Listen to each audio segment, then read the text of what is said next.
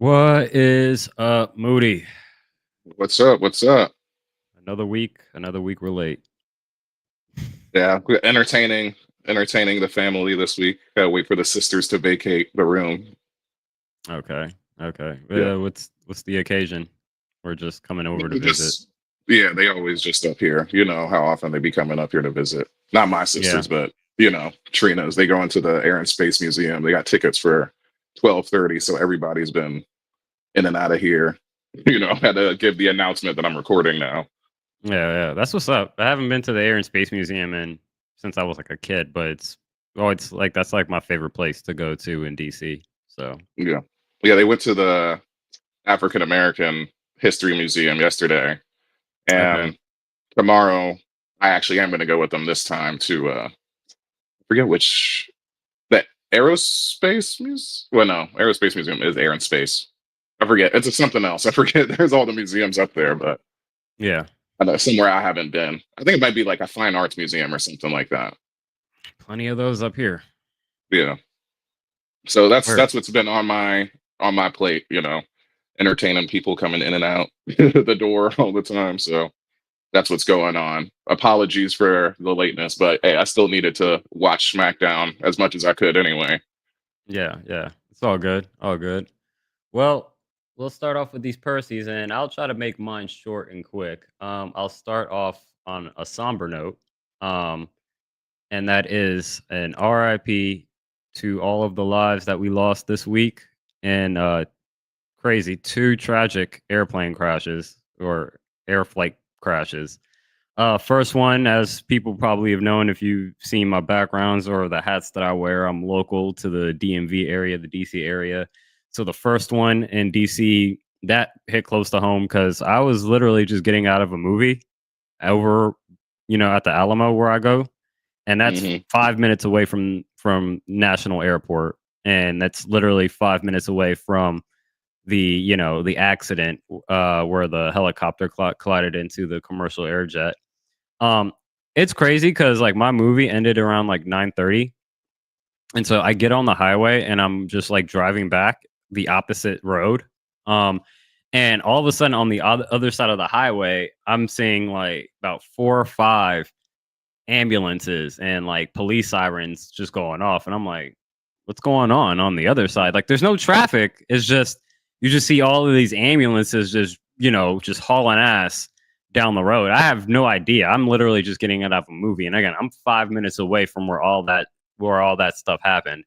I didn't even realize what happened until I got back home, and I was like, "What? That like unbelievable to even think that like something like that could happen, especially because I fly into that's my main airport. I fly in there all the time. Like, I know the routes of how to land back into the area. So that's crazy. 67 people, 64 of them I think were passengers, a whole United States, figure skating team, and then just seeing all of the localness of it as well, just going through Reddit and just people that I follow online.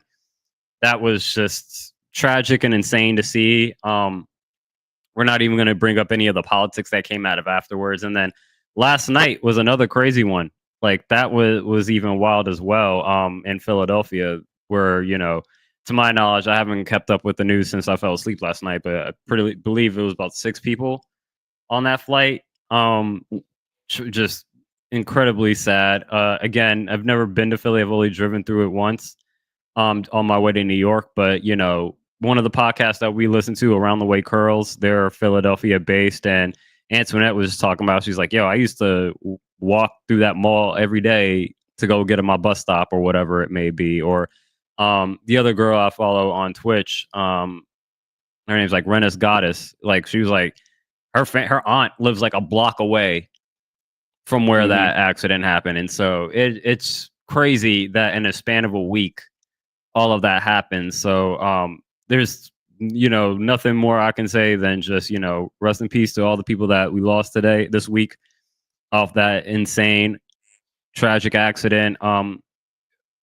Prayers and thoughts to all the people that are affected by it, whether you're direct family or indirect family, whatever connection that you may have to any of these people, or just even being in these communities. Because again, I think especially when you live in these metropolitan cities, there's a lot of times where it gets skewed that like we're just all about what the the general knowledge base is. Like you think of DC, you just think of politics and the military, and it's like no, there's real people living their regular lives here that have nothing to do with that, and that's why I'm just it's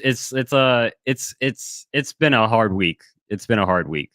Yeah, So tragic is the word for it. Yeah, rest in peace to all those people for sure. I didn't even hear about the one in Philly. You just informed me of that, but yeah, that one is that's insane. It wild. was a medevac that was going over to Missouri, and it was like a child that was like needing like life saving procedure, and it barely Mm, even went anywhere. And when you watch wow, the video, it was already on fire, and then it just kind of like spearheaded down into the ground in the middle of like a shopping mall. what It's the? ridiculous. That is, yeah, that's insane. Tragic, tragic. Rest in peace to all those people. Yeah. No way to segue out of that, honestly. Yeah, I, But I'll just I could not bring it up just being the localness of it, and just like I was like that's been my main thing in my head the entire week. So sorry to start on a somber note. no. Well, no, it's necessary to bring that up. But I was just saying, real is real, and then we got to entertain people right now. You know what I'm saying? So Yeah. just we'll get to the more lighthearted stuff, and this is like a complete 180. Yes, But please. my Sunday Percy that I did not put in this doc is the new Friendly Neighborhood Spider-Man series that is on Yeah. Disney Plus. Have you been watching this? Yeah, I checked out the first two episodes. I enjoyed them. I like the different approach that they're going with. Yeah, just everything about it is like I won't say necessarily surprising, but like I am captivated by it. I love the like comic book style animation, even just going between scenes, how it's like slides on a comic book Yeah. page. You know what I mean? Um, I love the characters so far. They seem to have depth to them, like Nico, which is like Hmm. clearly his best friend right now. I like how they skip all the usual, like, oh, he got his powers stuff. Like, just Yeah. does the 3 months later. It's Even like, how we he got his already know. powers are a little different too, so that's cool as Yeah, well. I do like that. Yeah, Doctor Strange just fighting a symbiote. I'm Yeah. sure, or that's the closest description I could give to it. But yeah, I would give this a on a TV streaming scale. Right now, I'll give it 4 stars. It's not blowing me away, but I am enjoying it. So Yeah. yeah, Yeah. I what's it think on your letterbox scale? 4 stars is like day one stream. no, 4 stars is go watch in theaters. Okay, but Like yeah, day this one, would be yeah, is like a day one in theaters watch. yeah. Um, no, yeah, I enjoy it. I mean, I've just started listening to one of my podcasts, Animation Deliberation, where they try to give you as much comic book context to like Hmm. what might be happening in these live action or TV driven variations of them. I literally just started, so I don't even know what they're precluding to. But um the fact that look, we don't have Mary Jane, I think we're gonna have Gwen Stacy, but we don't have Gwen Stacy yet. But the fact that we're dealing with a bunch of characters that are not the typical Spider-Man characters, like you said, like Nico, and then the girl that plays his babysitter, what's her name? Like Pearl Pearl, or yeah, something like that's right. yeah. Yeah, Pearl. Um That's the one he has a crush on. Yeah, yeah. Her boyfriend is a new character, which I learned that he eventually turns into the Hobgoblin. Mm, Or not the Hobgoblin, or like Tombstone. Um, okay. um, but again, we don't know if they're gonna even go in those directions. We have a real black Osborne family. Yeah, and that was my thought too. I was like, yeah, there's all right, we in Queens, because I was like, this everybody around them is people of color. Like it seems As it like should be. It's a right, yeah, diverse yeah, area. It's a exactly. diverse area.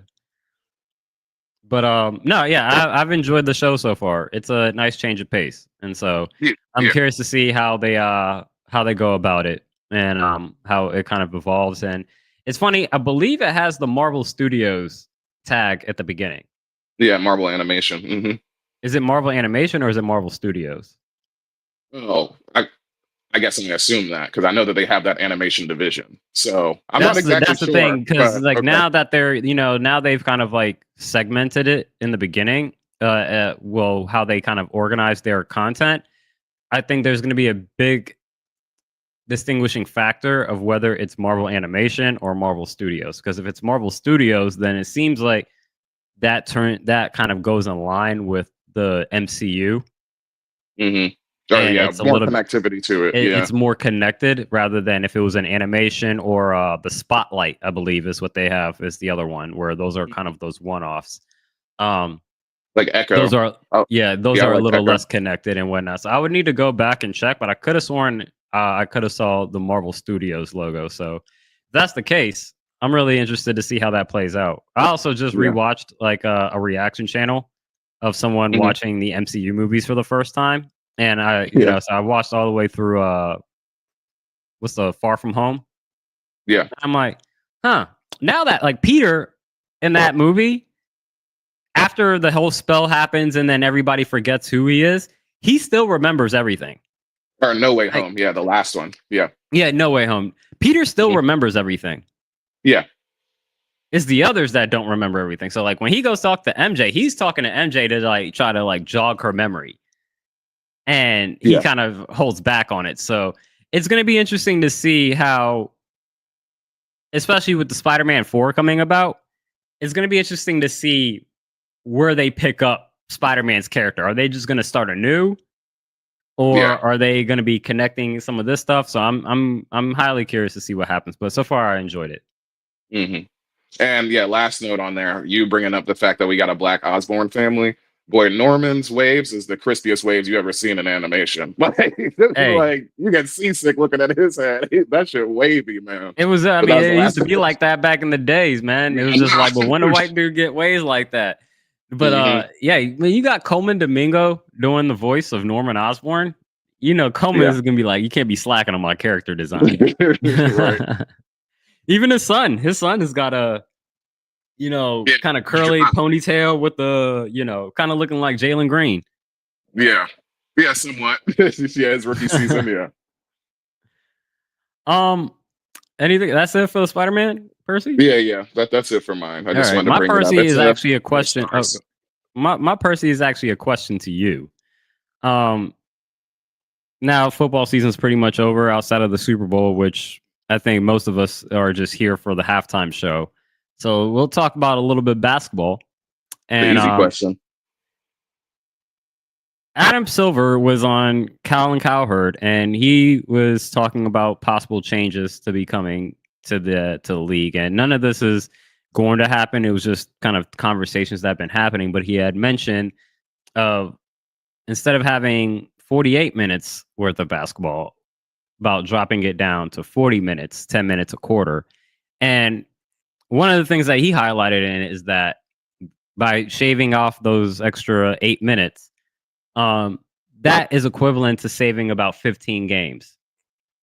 Hmm. Um, I've heard some conversations, some thoughts, from either Raja Bell or, some of the other basketball podcasters on the Ringer. Um, I have my opinions. You know my opinions on basketball, but I want to start with your thoughts on the potential of a 40-minute games instead of 48 in the NBA. And do you The, think that solves the NBA's problem? the potential for it. I mean, I guess there's always going to be potential if you got the commissioner talking about it, right? Whether it's going to happen or not is something else. Me as a fan, I don't, I don't like resist the idea of 40-minute games at all. Me personally, like we love the Olympics. Like when we were getting into those crunch time games, and like we put out uh basically, I was going to say like our junior Olympic team for the FIBA World Cup.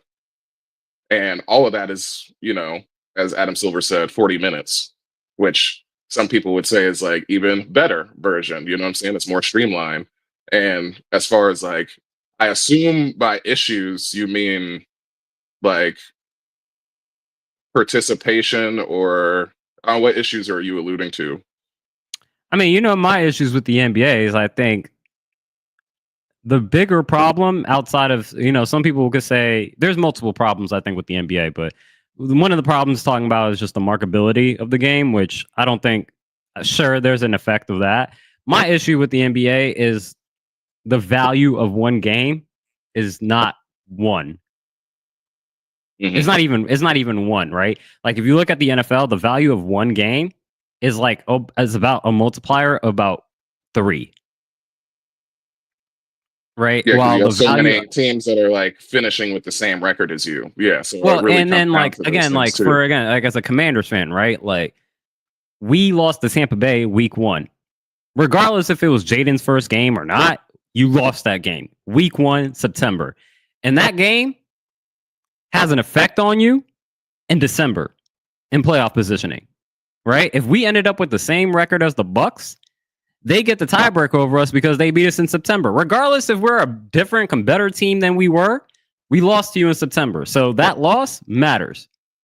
And then so you get into the NBA, it's what does it matter that I lost to, if I'm the Lakers, I lost to the Sacramento Kings on November 13th.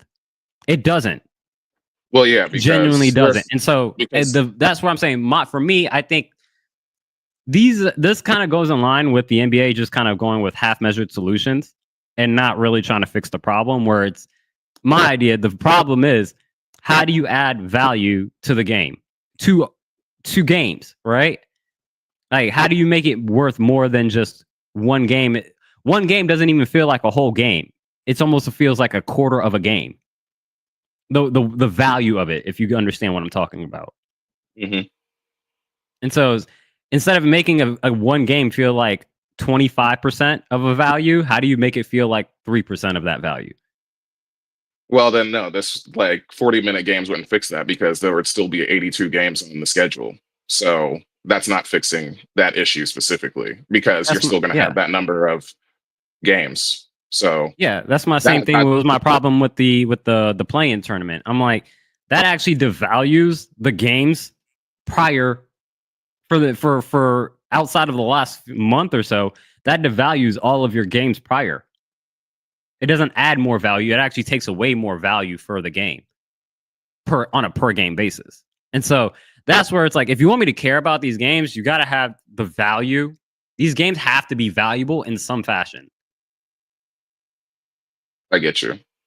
I think that would be addressing, yeah. If anything, I think that would be addressing more so like the physical burden on the players, participation. I think that's what it's more so. Like if you're talking about having a positive impact, like clearly it would be, like you said. I mean, it's the equivalent of shaving 15 games off.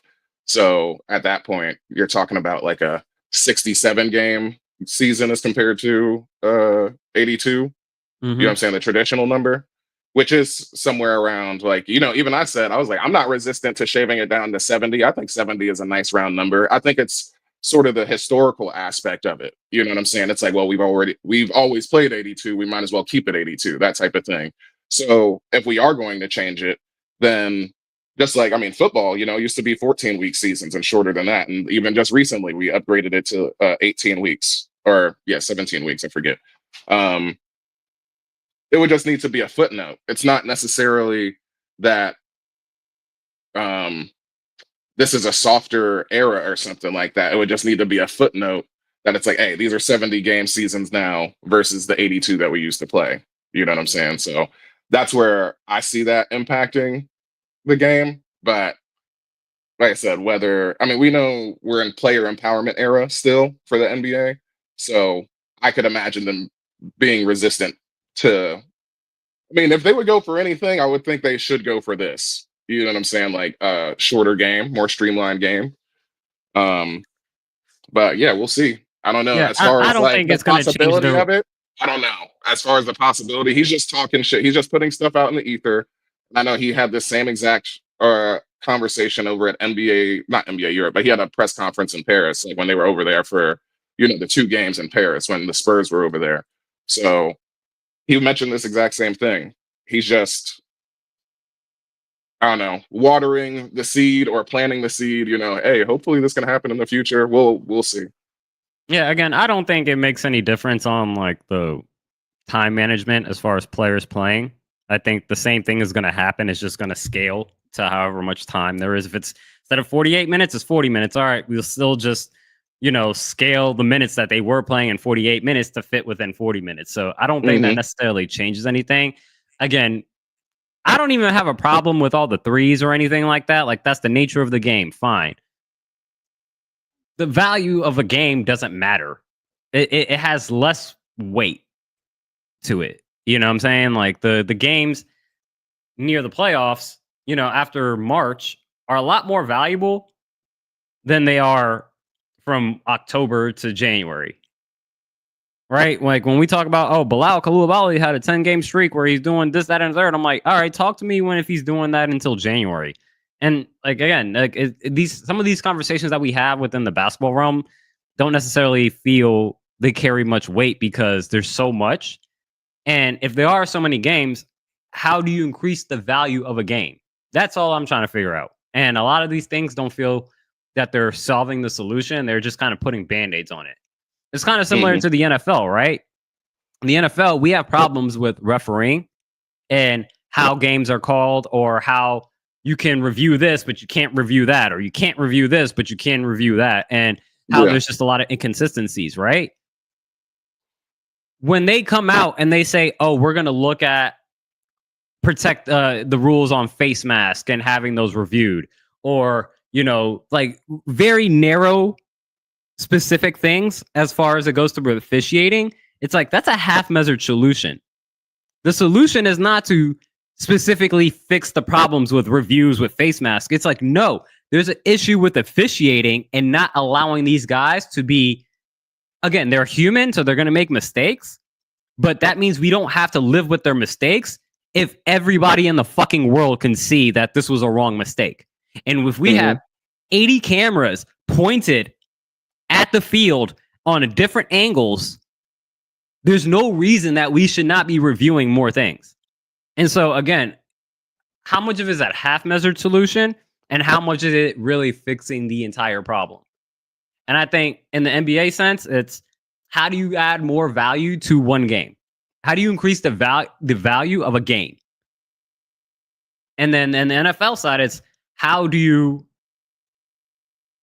create at least a little bit more accountability for referees not making the right call at a split second.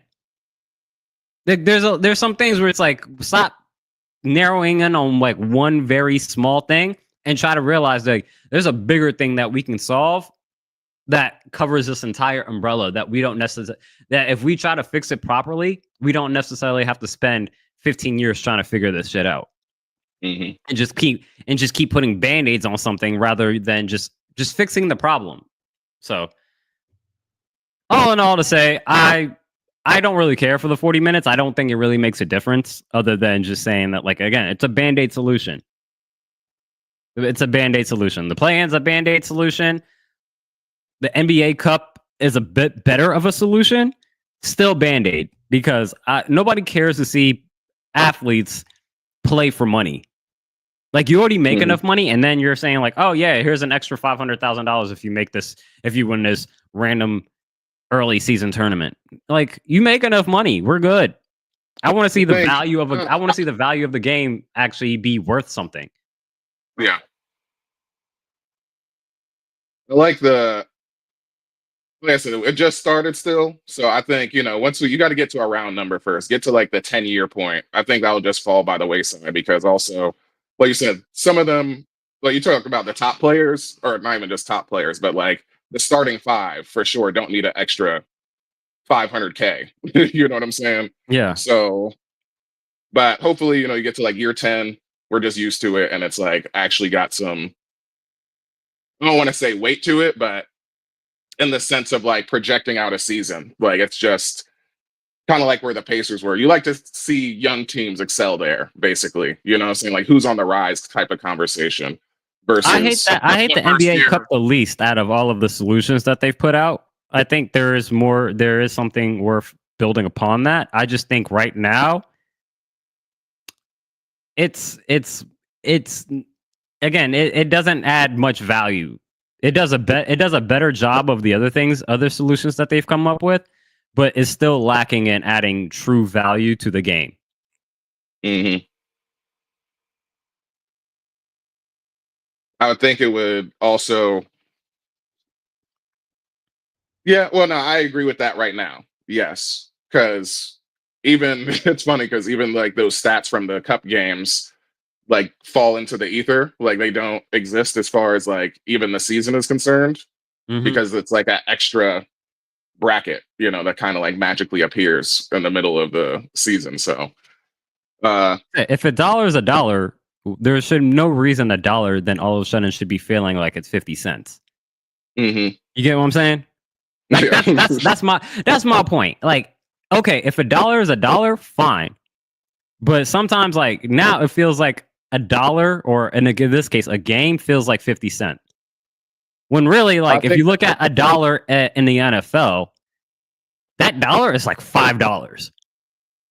yeah, I would think immediately what comes to my head is just get rid of the conferences. Like if you just had them all under, but I'm just saying because those top teams are going to be like you keep the schedule the same, you're still going to have those repeated like mini series when you're doing like a home and away, like we had with the Cavs and stuff like that. So in that sense, you are swinging your projection up. You know what I'm saying? The rankings based on like if we have like the Rockets, the Thunder, Celtics, Bucks, all right now. Those records are closer, like at the top, than they would be if they were in their individual, conferences. Because like the Thunder got a 6-game lead on us, and we got only like a 1-game lead on the Grizzlies. And I'm pretty sure we're right there with the Bucks too at the exact same time. So like if we're doing just a straight 1 through 16 seeding versus, 1 through 8 in each side, that's something to talk about. But I could see that. But I That don't know gets if they would into a ever get whole rid of the nother conferences. conversation that I don't agree with, but that gets into a See, again. that We don't increases the even care value of about the game and the divisions anymore, and matchups. now we're talking about getting rid of conferences, and I'm like, oh, this I is like, this is. I, uh, either way, Go we ahead. need to. They said we need to have either division winners because I'm aware of our division. I know that I'm in the Southwest Division of the Western Conference, but the divisions themselves don't matter because playoffs are seeded based on the conference. So there's NBA fans that don't even know their division opponents. You know what I'm saying? They don't Because they're understand just why you guys play the Rockets, why they play the or the Mavericks or the Thunder and the Spurs. Mavericks and You the know, Spurs. Yeah. more than they play other teams. They don't understand that because again, you devalue it. We spent enough So time. We'll talk about this off yeah. pod, but yeah, like there's a bigger problem. Like I said, not problems, but there's bigger things that it kind of bleeds into it. But I think we can get into the show. We spent a little too long. Doors opening. Step back to allow customers to exit. Out is the Habasha Hayes, Samson. I'm here with my tag team partner. The French fried fro, the top rope. And this is the Wrestling Rehab Podcast. A weekly stroll through the avenue of wrestling. Our socials, Instagram, give us an email at thewrestlingrehab@gmail.com. Blue Sky, everything at the Wrestling Rehab. No hyphen. What up, everyone? Episode 30. Brian Mitchell should be Hall of Famer episode. It's the Royal Rumble week, baby. We here. This is my favorite non-WrestleMania pop-up show of the year. If SummerSlam gives it a good fight, but nothing beats the Royal Rumble, man. This is my favorite. And it sucks that now we're in February instead of having these in January because there is always an opportunity for this PLE to fall on my birthday, but it seems like, they seem like they want to be like the week before the Super Bowl to kind of, build it to kind of eventize itself even larger. So I don't blame them for doing that. It just breaks my heart. The same thing. The Super Bowl used to be around my birthday. Now it's in February. It seems like the Royal Rumble will be like that from now on, unfortunately. Unfortunately, I think it's probably has a lot to do with global warming.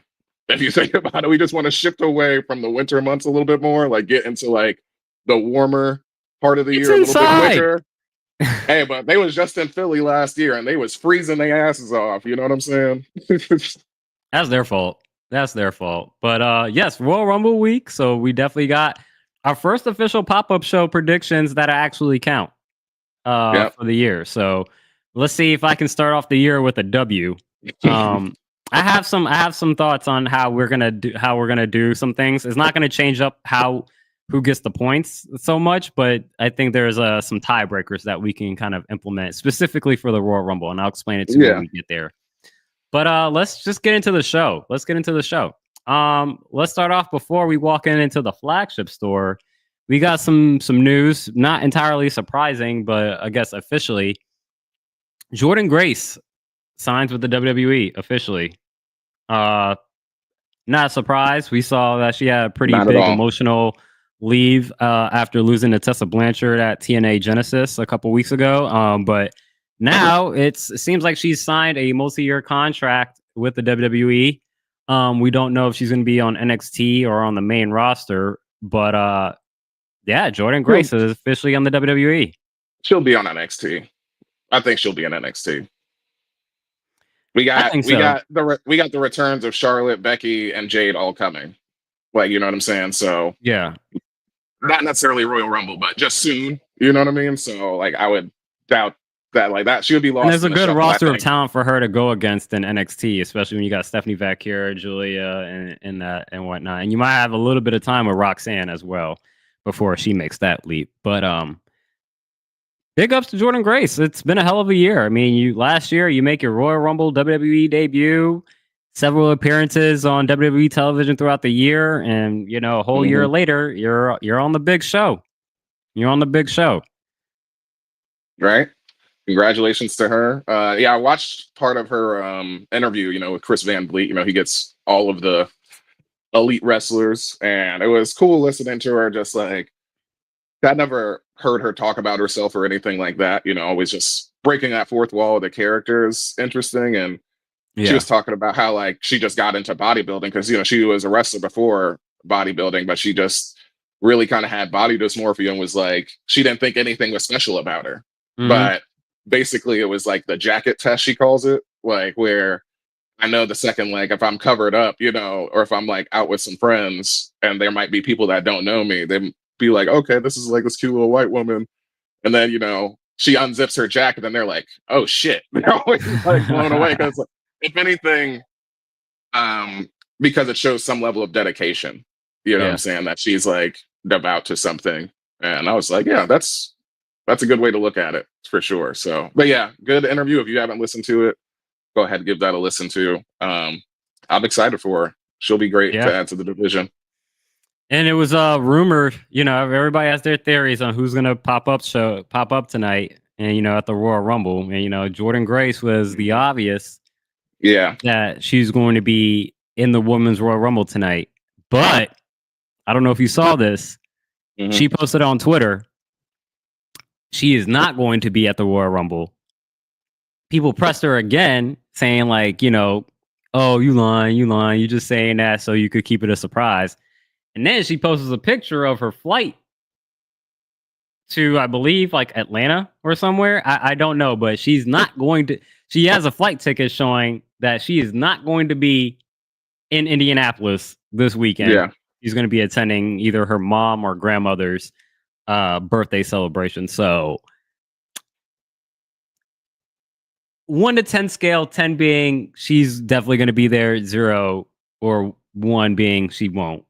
I mean, if she's Where would you posting, where would you put the odds? Hey, I mean, what's his name? Andrew Garfield said he was not in the Spider-Man movies for yeah, months. but this ain't the MCU though. Like, I'm not treating it like that. I think it's. I mean, if we got to get wrestlers to the point where they're like posting like their personal live, like, no, here's my plane ticket. Like that shit is weird too. Like, yo, let them live that fucking life. You know what I'm saying? Like, I don't know. If she's posting that, I would, like I said, it wouldn't surprise me because that was already in my mind. But like, also, I was expecting other people also, and we already got a Jordan Grace with the title appearance. So maybe you want to give it a year. Maybe she builds up on NXT a little bit before she comes again. So I would put it at like a 4 for her after her posting that, learning that she posted that. I would say it's a 4. but it wouldn't surprise me at all. Like I wouldn't flinch if she shows up like I did last year. I'll put it at 6. Okay. I'll put it at 6 because I do think there could be you know just trying to keep you on your toes. You know, I get you. I And gotta. that's where I don't know if I'm pretty sure the dates were on there, but hey, it's easy to Photoshop some stuff to make yeah. it look another thing. I think I prefer to just go ahead and be lost in the sauce as far as that's concerned. Like I don't want to think too hard about it. Like if that's something on the front of my mind, like Jordan Grace was on the front of my mind for coming through. But like you said, I would probably have that at like a 6. That's where I was at before her posting, like, here's my plane ticket. Like, I'm not going to be there. Mind y'all fucking business. Yeah. You know what I'm saying? Like, so. Well, like we I said, should see. It wouldn't surprise me. Yeah, we should see. We'll see. We'll see. But let's head up into this flagship store. Raw, the go home. Pretty decent show. Pretty decent show. Let's start off with our agreed upon primos. Drew and Paul Heyman promo. Always seeing Paul Heyman is great. You know, I think that might have been the first time where he didn't even say his name. Yeah. He just knew everybody was going to say it for him, which I thought he needs to start doing that. Just permanently don't say your name from this point. That's the best part of your whole intro. The reveal for 2K25 is cool. I mean, yeah, I'm probably still not going to get it. Yeah. But really, this wasn't, I mean, Paul was only going to say what you expect him to say when he's like representing the tribal chief. Anytime he's coming out there, he's just bigging up Roman, right? So that doesn't like really move me at all. Like he's more so like when I see Paul now, it's kind of like for the pop of saying his name. Like if I know that, Roman's not there because he's just going to be doing the same shit. But as far as the interaction, let me get some specifics. I'm looking at this Bleacher Report real quick to see if they put some quotes in here. Do you remember any exact quotes from them that stood out? I mean, the thing that stood out to me the most was Drew kind of leaving the, tell your boy kind of message. And then Paul was like, yeah, I'll tell Roman. And he's like, I'm not talking about Roman. I'm talking about Punk. And so that's the one that stood out the most. I also liked how Drew, again, so my thoughts on it, when it first started and, kind of to your point, there's a little bit of the typical like bigging up Roman shtick, which is like, it's perfectly fine. He does a great job out of it, it's his job. So it's not a problem per se. It's just, this is what he does. It's cool. I typically am not a fan of these like poster reveals. Like I'm just like, okay, yeah, this is just promo for like a game or whatever. But I liked how they intertwined it with story, especially once Drew came out and started pointing out some of the intricacies of the poster of the cover. How it's like, oh look, Roman is like staring, like I think Cole said it on commentary. He's like, you got Roman staring dead at, from the cover right at, Drew McIntyre and things of that nature.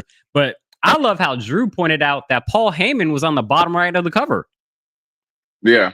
He's on the cover. Paul Heyman's on the cover. Like Roman's the big guy, but Paul's on the bottom right. I was like, oh snap, he is. Like it's quote, just I am the one behind the 1 versus 29. After he pointed that out, I am the one behind the 1 versus 29. Yeah. So I like how they took a regular cover reveal and actually intertwined it into actually good storytelling. That's where I was kind of what I was like, this is typically this segment you could probably like go grab you a snack, but they actually made it worthwhile. Yeah. They made it worthwhile. Yeah. The daddy of the bloodline, McIntyre said before reliving how he indirectly led to the faction's formation, beginning with his win over Brock Lesnar at WrestleMania 36. Yeah. Like there's a whole bunch of us that got these anti-bloodline faction bookings. Like, let's hurry up and just slap them together at this point. Like, I need to see this. But yeah, I had Yeah. that. I mean, we agreed on the primo for that. Anything else you wanted to say about? Um, just for the segment itself, I think I'm good, but it does give me a lot of because it's got the gears turning about like what could happen in the next few months, especially as it relates to Drew and Mhm. the rest of the conflicts that he has connected with the bloodline, Cody, Sammy, all that stuff. It's some interesting stuff that I think Drew is gonna be a very interesting character for the next year. Yeah, I like that. I was immediately the thought in my head was like, do you think he holds a title? Either one of the two. Yeah. Yeah, I could Yeah. definitely see him I knocking off Gunther. look forward to that.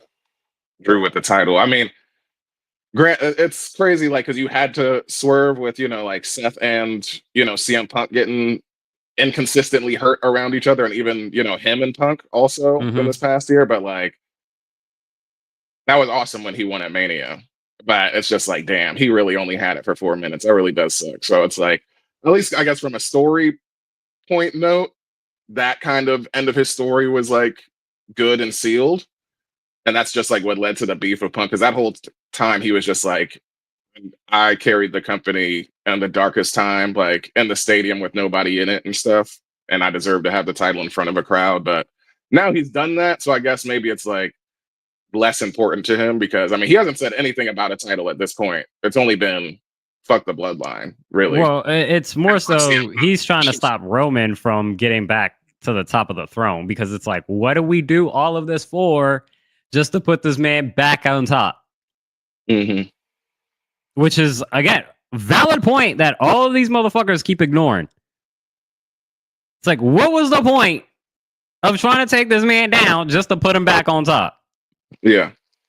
But it is what it is. It is what it is. But that's not the only thing I had for Drew as my primo. I thought his Yeah. match between Sammy was also really good. I like that Drew got the win out of that. I like how it added more. It put Sammy more into a difficult predicament because now back to back weeks you haluva kick Seth Rollins on accident, and then now you haluva kicked Cody Rhodes on accident. So again, the telenovela ness of what's happening between Drew, Sammy, KO, the Bloodline, Seth, like it's a lot of interweaving here. This seems like Not, one of the more cross-webbed storylines that we've had in a long time on WWE. yeah, I think it's there if you're looking for the nuances for sure. And not to be hypocritical at all, but it was on accident. Because the reason that I'm pointing it out, like I don't want to be a hypocrite, because I know last week on this pod I was saying, you ain't never did a haluva kick to the back of somebody's head. You know what I'm saying?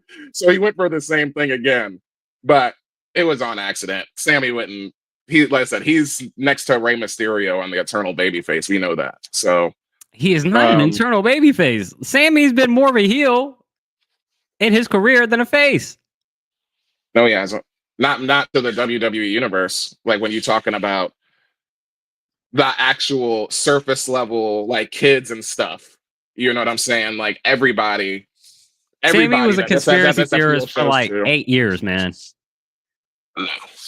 And even when he was Bloodline a heel, he was the face of the group. Like even he was the funniest part, and we were all See, cheering you him. just Like asking when for your ass to get kicked by saying some shit like that. The face of the that he was the bloodline? funniest. You said the Face face. meaning face as in face and heel. Come on Oh, now. okay. I thought you meant like face as Come like on now. No, Face and heel. Yeah. He was the face of the entire group because they were all heel, and we loved him coming out and him breaking down Jay's walls. You know what I'm saying? Now that they're boys, like all that was there. So he ain't turning on nobody. He's a babyface still. It's an accident. Sammy is conspiracy theorist and he's desperate. I wouldn't I put think it you, past him. I think I need to get that meme of that dude from what is it, Always Sunny, with like like the paranoid like on the Oh yeah, wall, like with all the yeah, post-it with notes the and stuff. math and all that stuff. I'm Yeah, gonna put your face on that and just have like Sami Zayn up here, like he's the real heel here. Like, come on now. That's like saying, what is it? That Jar Jar is a Sith Lord. oh yeah, yeah. That's it's getting up there. Jar Jar's a Mm. Sith Lord. Come on now. Come Hey, on. I wouldn't put it past Sammy. I wouldn't pass Sammy. Put it past Sammy. You want to get to another one of our primos? Well, you had Sammy and Drew as a mid. Yeah, just the match. There was nothing wrong with the match itself. I think it was the story was there too. It was the fact that it was the 11th in a row that Mm. Drew won, and it was predictable. So once again, that's why it was mid. But the actual interaction with Drew, I like the story and everything there that you point out for sure. There's nothing. Yeah. So if anything, that's like I want to say rising mid stable high, basically. Yeah. Yeah, that's where it's Okay. at. But Cody and Punk, that's yeah. the other primo that we agreed on. Yeah, immediately it's awesome just seeing this interaction. It crossed my mind. I was like, I wonder if there's somebody that's gonna say anything about AEW right now, not on commentary, but like the other company, they just reference it. But like Cody like references like, oh, there was a 10-year period of like you being on the couch and shit, and it's like, yo, y'all were at the same fucking spot. Like, we're just gonna ignore shit like this. But I understand you like people like round numbers and stuff, like 10 years or a decade or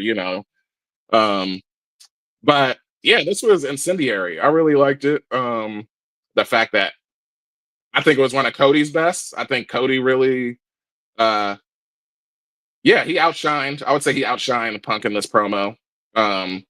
With Trips clearly having like given like top guys like way more freedom on the mic. They're clearly out there. Like CM Punk is infinitely out there freestyling. Anytime he's going out there, and I thought this time Cody got the better of him, just promo to promo, just like setup and everything. Like, oh, I remember being at OVW. Cena was there. Batista was there. You were the guy who was champion. You get the big call up and everything. I loved it. And even just ending on the only part that I thought was cheesy about the whole segment was when they did like the walk away. Nah, I'm grabbing you. I'm not done. I wasn't finished yet. And then when Cody does it, I'm like, it's for the camera shot. It's the camera shot. Yeah, I get it. I was just like, y'all are trying too hard. This promo was doing all the heavy lifting for me. I was like, it was fine. And Cody just ending on a note of like, you notice like, I'm the champion. I'm not chasing you anymore. You're chasing me. I really like that. So primo stuff. Best thing on the show to me. Best thing on the show was this promo. Yeah, I will say I never thought I'd be in this position where I'd be like, Punk is probably one of the best things on WWE television. And if you asked me this 2 years ago, I'm like, I don't know if I would have ever said that. Because I'm like, Punk was cool to me. I was never like the biggest Punk fan, but I like obviously a lot of respect for like what he does and how he does it. But I think, and he said this himself, but it's not surprising whenever you ask somebody like when's their best time, they're saying it is like at the current time that they're doing it. This is like the best work that CM Punk has done in like 2 years. Like the last 2 years have been CM Punk's like best work in his career. Because again, the dude's a natural talker and he doesn't need any guardrails. He's good enough to kind of just go out there and spit on the mic. And even in the case where you said like Cody probably outshined him on this promo, I wouldn't be surprised if Punk is literally just giving him layups for Cody to take. You know what I'm saying?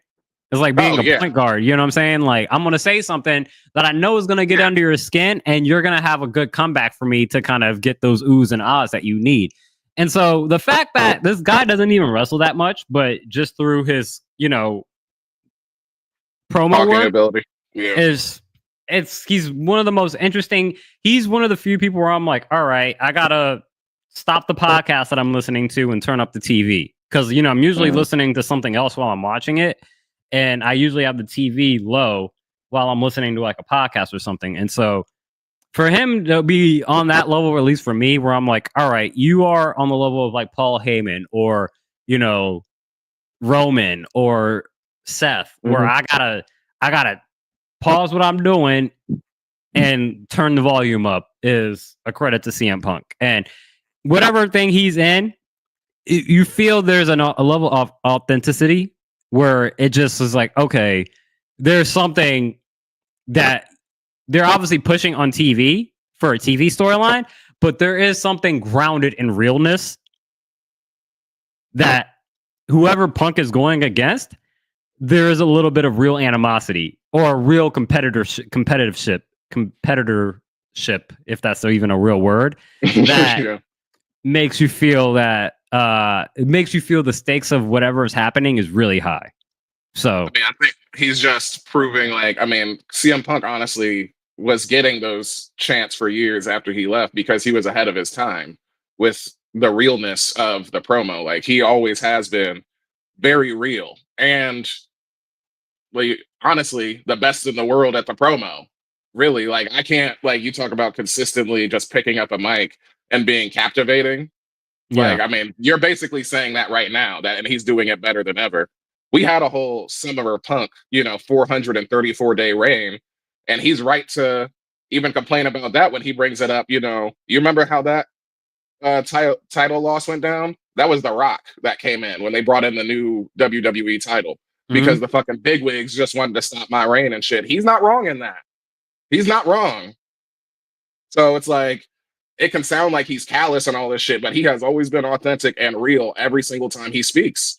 Like, on, like, whether he's like in character, amped up CM Punk, or just Pepsi Phil, backstage, he's still the same fucking guy. And that's way beyond what we can say for a lot of people. Like, there's not too many people that you could say. I would say maybe Seth is there. I would say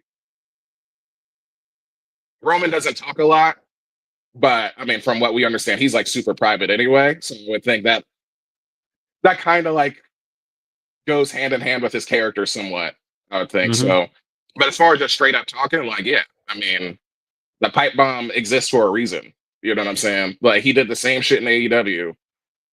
Another fucking pipe bomb where he's like letting you know what the fuck is going on here. So, hey, but even the pipe bomb was all right to me. The pipe bomb was always all right. He didn't lie in it. He didn't lie. But I'm not going to go out there and say that he wasn't given some clearance. Sure. I'm not saying that there wasn't. Once again, it's ahead of its time. That was what my thesis was. You know what I'm saying? Like, that is something that we did not expect back in 2013 or 12, whenever that was. Yeah. You know what I'm saying? Him breaking the fourth wall. Oh, look, I'm waving directly in the camera. Not supposed to do that. It's like, oh shit, this guy's letting WWE have it. Yeah, they gave him like 5 minutes or whatever, but still, that's credence enough to say that, like, they saw it. Like, you gotta let this guy talk. So anyway, that's enough of my he's best in the world at talking. If anything, that's what he's best in the world at as a wrestler. Yeah. We'll pick up more on Punk as we go throughout the show. He's been a factor this whole week. Let's get into these mids. One mid that we agree upon: War Raiders over Judgment Day. And honestly, like, one half of it is the War Raiders getting the dub over Judgment Day, and then my push for real tag teams to actually get the win. But this actually is more for JD McDonough. Because I don't know if you know what happened to JD during the match. Yeah. Like I was watching the match, and I always say, like, those tables are reinforced now. Yeah. Those tables are reinforced, especially on those edges. You can see that there is a level of hard plastic around that shit. And on the bottom, it's all light. So, like, those are not meant to be destroyed tables. And that I missed it in real time, but I feel like I caught the tail end of the move. But then I rewatched it, and I'm like, yeah, that dude smashed his back of his head right into that hard ass plastic of that table, and then ended up with a punctured lung and a couple broken ribs, and then still kept going with the match and doing the same. Like, he he didn't stop anything that was normal of his moveset. Ridiculous. Yeah, he had a standing ovation at a point too from the crowd because clearly they appreciated his toughness. Because you hear everybody go, "Oh shit," you know what I'm saying? Like, because immediately when I see it, it doesn't look like he didn't hit like directly the back of his head, but it was more so like the base back because it's more so like a whiplash thing that happens. So it's like fuck. Like when I saw that, that was really what came to my head was like that whiplash. I was like, oh, that could be a broken neck, seriously. But yeah, that's really I'm glad you bring that up because that's really more so what it was about. I'm glad the War Raiders are still the tag team champions, but like there's also that like fan clip video of him like right when he gets basically on the line of gorilla position, and you can still see back there a little bit like he collapses, and they end up like coming to get him. But he did put up a Twitter post that he was fine and everything, and but yeah, gave us the injury update. So. Get well soon, JD. Personally, I wish he didn't have to go through all of that, and I wish Dominic just kind of like picked up the slack. Yeah, but I mean, if JD want to do that, like JD gonna do that, I guess. But hey, hopefully when you come back, get him out of the Judgment Day and let that man get a singles push just off of that. Let that man go after the IC title, something, because. There's no reason that this man needs to be continued to be as a fodder as far as being part of the Judgment Day. Like to give that man some run as like as a champion. I think Dom will go for the IC. I think you could put him right where Dom was. Like maybe he does the North American title sequence, like go down, challenge Tony D'Angelo for like a pay-per-view cycle or something. Maybe, yeah, I can see that. Yeah. That would work good. But yeah, get well, JD. Get well, JD. The last mid that I had was Ray getting the win over Xavier Woods. But really, this is just still the continuation of the downfall of the New Day. Everybody there's just no solace anywhere they turn. They really are just two brothers in arms at this point. And it's funny because I had the thought of like this is like OD, but I was like, this is how guys become incels, like right here, because they just feel so gaslit, like by the WWE universe and Ray and just everybody else. Like they can't be on SmackDown, they can't be in Raw's locker room. Like Xavier's family don't fuck with them. Like they're gonna be like, man, fuck it, it's just us versus the world from now on. They're gonna do some crazy shit. But yeah, the reveal of his family like showing up late, and then which I thought was great because it was like just having like the super high school, just white paper that says reserve seating, like I just thought that was a hilarious touch because we know that they was already sitting there and they had to get up just for that shot, and then they show up. Oh man, and they're just like New Day sucks. His mom like goes like real hard with it, rips it open. I thought that was funny. Disappointed in Xavier's family. Disappointed. Yeah. I'm disappointed in Xavier's family. I'm disappointed on Kofi's family to be turning on your own sons like that. Like for a guy, hey, guess what? Big E, he's in the Spider-Man show. He's voicing a character in the Spider-Man show. And you know what's even wild? The creator of the show said Big E was in a neck brace while recording his lines for the Spider-Man show. Furthest to the point of what Kofi and Xavier was saying, where the hell were you?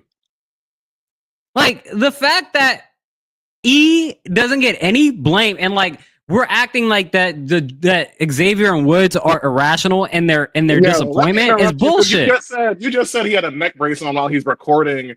And like that's just recording audio. Like me, that's like me. Okay, no one's asking this man to wrestle. We're not asking him to wrestle. We can ask you to be there as a manager. You could have been a manager for how long? But no, you want to come on the last fucking day.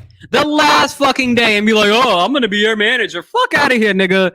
That's some bullshit. That is some bullshit. Nah, New Day does not suck. New Day rocks, bruh.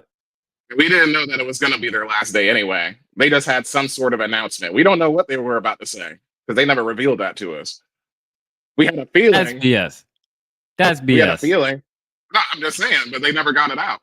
Obviously, that's the story. I'm not ignoring the story. I'm just trolling you for the sake of obviously Biggie in a neck brace, just saying lines. I'm like, I got that Okay. picture right now, honestly. Like, He could have been there, man. He could have been there. And it's BS that, and again, for Ray to get wins over Kofi and Xavier in consecutive weeks, it's like, okay, so is this just going to be the New Day just losing? Like, at some point, they got to get a win. Like, what are we doing? Like, and that's not me shooting. Like, what are we doing if they just going to be like, they just going to be perennial losers now?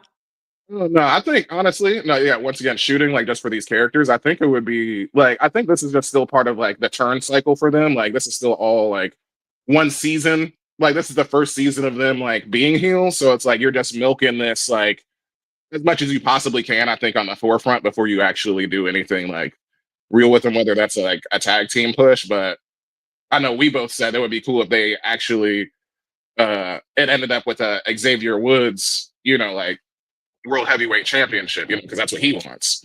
But them just being in the tag, I think they can be a vicious tag team, but that's probably where they'll be slotted, obviously. But I just think there's more. I think there's more hatred to be gained from them beating Ray than it is them losing. Absolutely, yeah, and they should. I mean, if anything, I thought that was the spot where they should have beat his ass immediately because Ray wasn't backed up at that point either. So if he just loses, and like your family's already ashamed of you, they already turned their back on you. So that would have been the time for them to just jump Ray. That would have got some way more boos. You know what I'm saying? They need to jump Cody. Yeah, they haven't crossed paths with him at all yet. So hey, Kevin Owens used to be part of the New Day. Oh yeah, for that, yeah, for like Kevin Owens used to be part of the New Day. Hey, join up with Kevin O. Get the real New Day back. Yeah, and Cody Rhodes.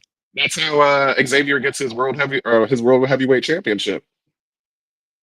I don't think. KO. No, then he's gonna feud with KO. Yeah, that's not a feud though, because they'll be on the same side. Everybody thinks KO is being crazy right now.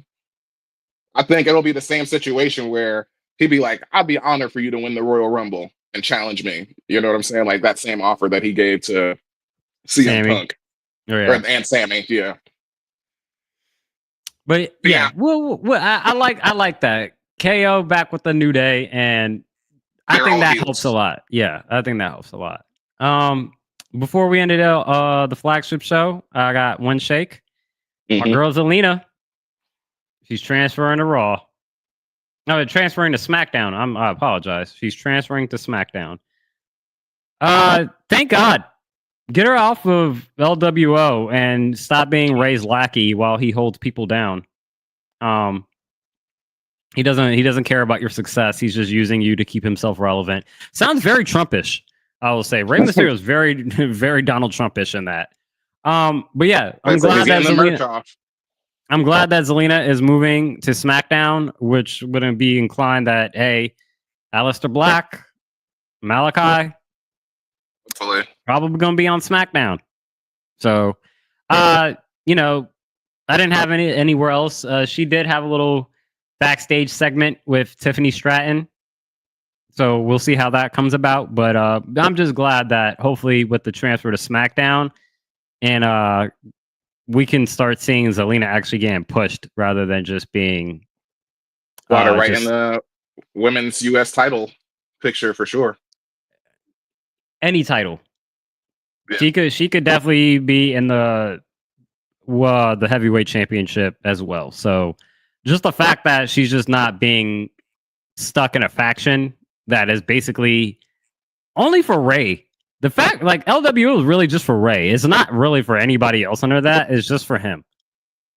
Yeah, and considering that was Backlash 2 years ago, we're still selling these I mean, I'm mad at the LWO shirts being sold. Let's be clear about that. Yeah. But I'm not even mad about LWO existing, but the manner in which they exist is just pointless at this point. Yeah. Because, they're all, like, we can barely name them. Cruz del Toro and Joaquin Wild. Yeah. Yeah. And Zelina. And then, yeah, okay. So all right, I'm on top of my game. But that's pretty much it. yeah, but still, we haven't seen them do anything outside of like maybe a tag team loss from those guys. And even if they did, I don't remember when that was.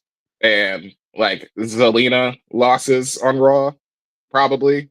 Like I'm more willing to bet that it's probably just losses for her. So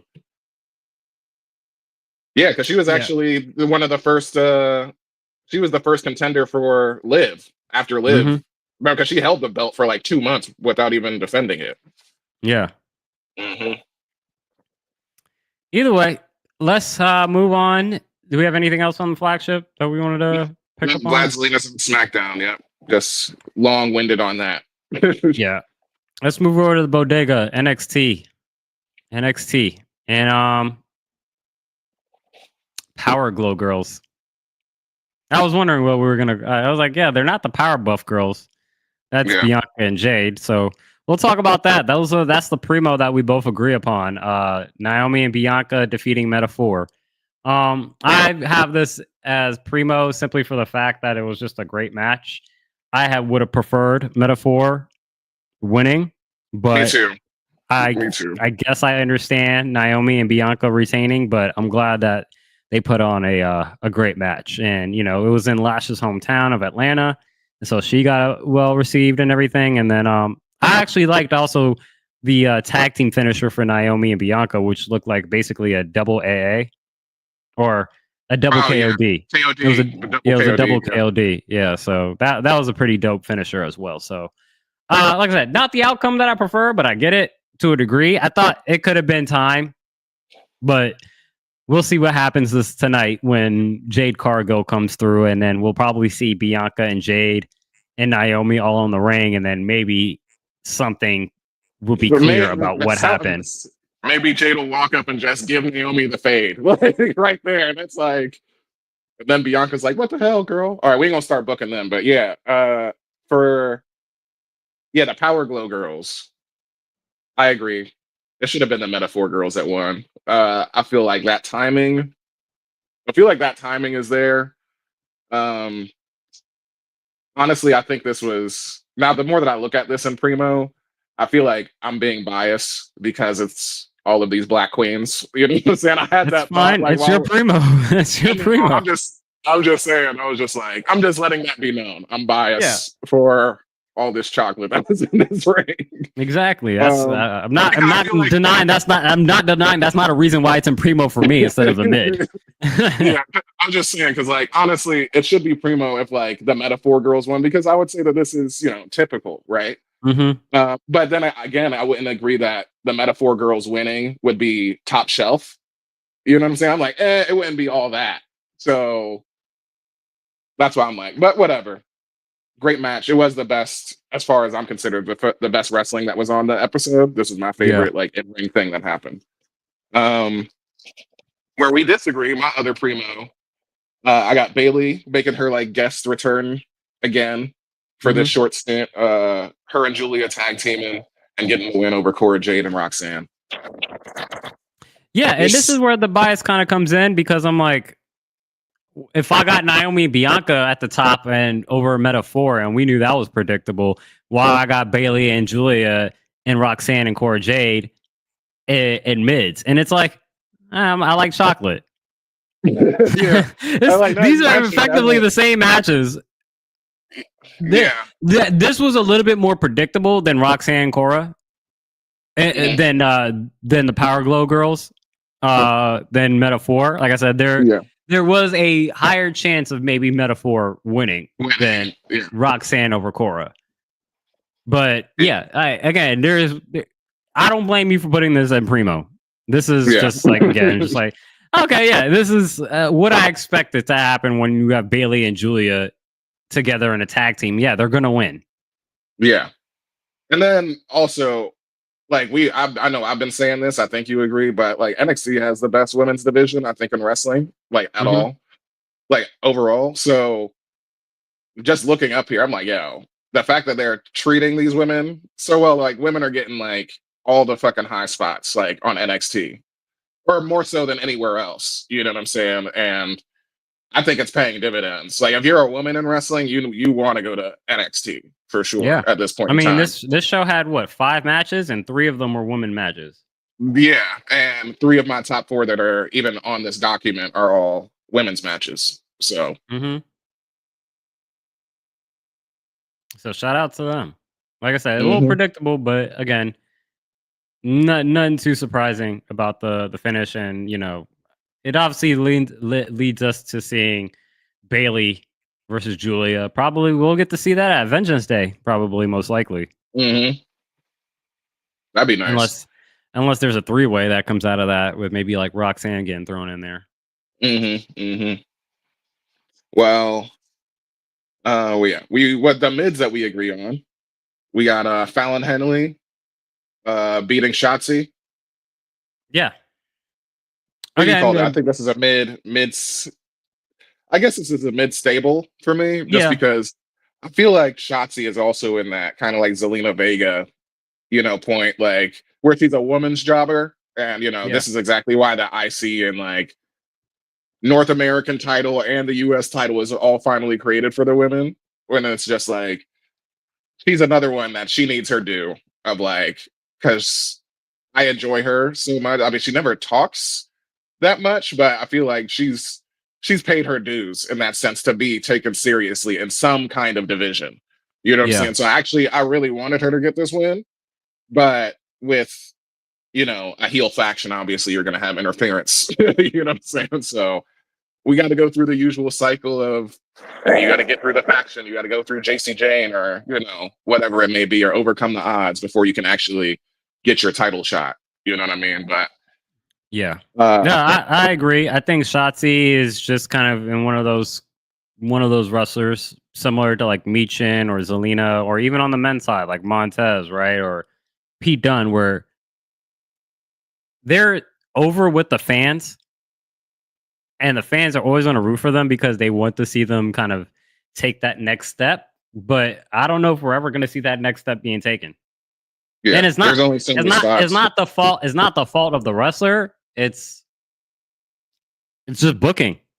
Yeah, the fault of And the spots basically. yeah, it's just like, yeah, like we're trying to do this, we're trying to do that. It's like, okay, we're trying to get to Stephanie Vaquer. And it's like, okay, that's cool, but what about Shotzi? What about Zelina? What about Michin? What about Montez? Like, there's so many people that people are over with, like, as far as being into that, hey man, we just want to see them get that opportunity to run with it at least one time.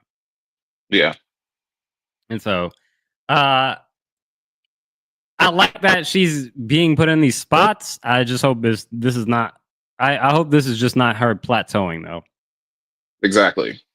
Because the worst thing to see is like, 'cause she already made her big call up, on SmackDown and everything, and you hate to see her come back to NXT just to continue the same Mm-hmm. losing streak, basically. You would think, oh, you've been up to the big leagues, you should be able to like be And more she's got a taken more faction of her own seriously. too. She's got a faction too. Yeah, yeah. It's funny. I saw that post of them in like t-shirts. They said Mm-hmm. Chemical X on them, and I was like, oh, that's cute. I like that because as much as I reference the Powerpuff Girls, I'm like, oh, that's a perfect name for them. Like, because they're Yeah. all like, got that gothic look to them. And I was like, we don't need another mouthful. Remember, I said that when they Yeah. first were When formed. they call it like Unholy Union. No, Unholy Union is Alba Fire and what's Okay. her name? Yeah, Gigi Dolan. nah, nah. Gigi Dolan, like Chemical X, which is them now, is Gigi Dolan, Shotzi, and um, Tatum Paxley. That's the Okay. 3 of them together. Unholy Union is Alba Fire and it's not Zaya Brookside, but I forget. Zaya Brookside is one that she's slid up on TV a few times, and I'm like, hold on, we got Zaya Brookside on the roster. Like, I forget right now, but It's Dawn. Isla Dawn. There you go. Thank you. Dawn. The last mid that I got, you don't have this up here, but All Ego coming down, or well, Javon making his return again. Still not medically cleared, clearly. because you got your jaw broken twice in, Oh, Mr. Glass, in one man. week.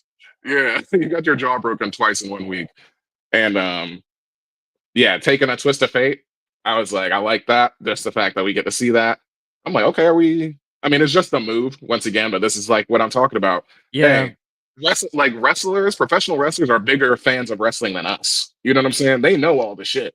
Like, you should be able to just pull out whatever the fuck you want when you want, if it applies. So just randomly seeing a twist of fate come from All Ego and it's not part of his moveset, I'm like, we're really just fucking his face up. Like, All Ego is Or doing this with intention. who's on TNA? Oh, Who's at the TNA? Hardys? The Hardys, yeah. The Hardys You are think at they're co-signing TNA. this? The The Hardys Hardys are are at co-signing. TNA, bro. We might see the Hardys tonight. Oh, I would love to see Matt, versus Ego. Mm-hmm. Especially if Matt is doing his whole delete shit. Oh yeah, he's still doing that. Yeah, he's broken. Like, if he's doing that will be a really good feud. Matt Hardy versus Ethan Page, that'd be fun. Yeah, yeah, that's a clash of egos right there. Especially if he was still in his like whole broken Matt Hardy character. Yeah. I'm pretty sure he's just like normal Matt, but he just has the hair, half, the half like bit white, but he's like normal Matt though, basically. I like it, but I like this segment. That's what's up. Yeah, I mean, I was like, okay, I'm glad that Ethan got the win. I'm curious to see. I'm curious to see if there's anything with Cedric that comes out of this. Does Cedric feel some type of way about Javon? Like, I could see them kind of working together, but at the same time, it's like Cedric's the OG in this, and like you getting helped by some 20-year-old kid. It's like, bruh, leave me alone. I can fight my own battles type shit. You mean? Yeah, type of shit. So I'm curious to see if Cedric plays into any of this, but All Ego, Ethan Page versus Javon Evans should be fun. Obviously, I would think Javon wins that, but we'll see. If I had it anywhere, I'd probably leave it in Shake because I'm just like, all right, like it's a little crumb that I'm willing to see what happens as we move forward. Yeah, I would think, yeah, Javon has to win this because he doesn't get anything from. Or Ethan Page isn't going to get anything from beating Javon Evans unless this is just like him being a similar, like him and Ricochet, similar psychopathy, just wanting to hurt people with like, destructive tendencies or something like that, and wearing these thin frame glasses. That's as much as where the similarities end. But yeah. But yeah, Javon's got to win this. If Javon doesn't win this, I'll be pretty disappointed in my guy. Well, we'll see. Assuming that happens at Vengeance Day in a couple weeks, so we'll see. Anything else from the bodega? Nah, I am all good. Let's move over to Wednesday, where we got a triple trio of current events.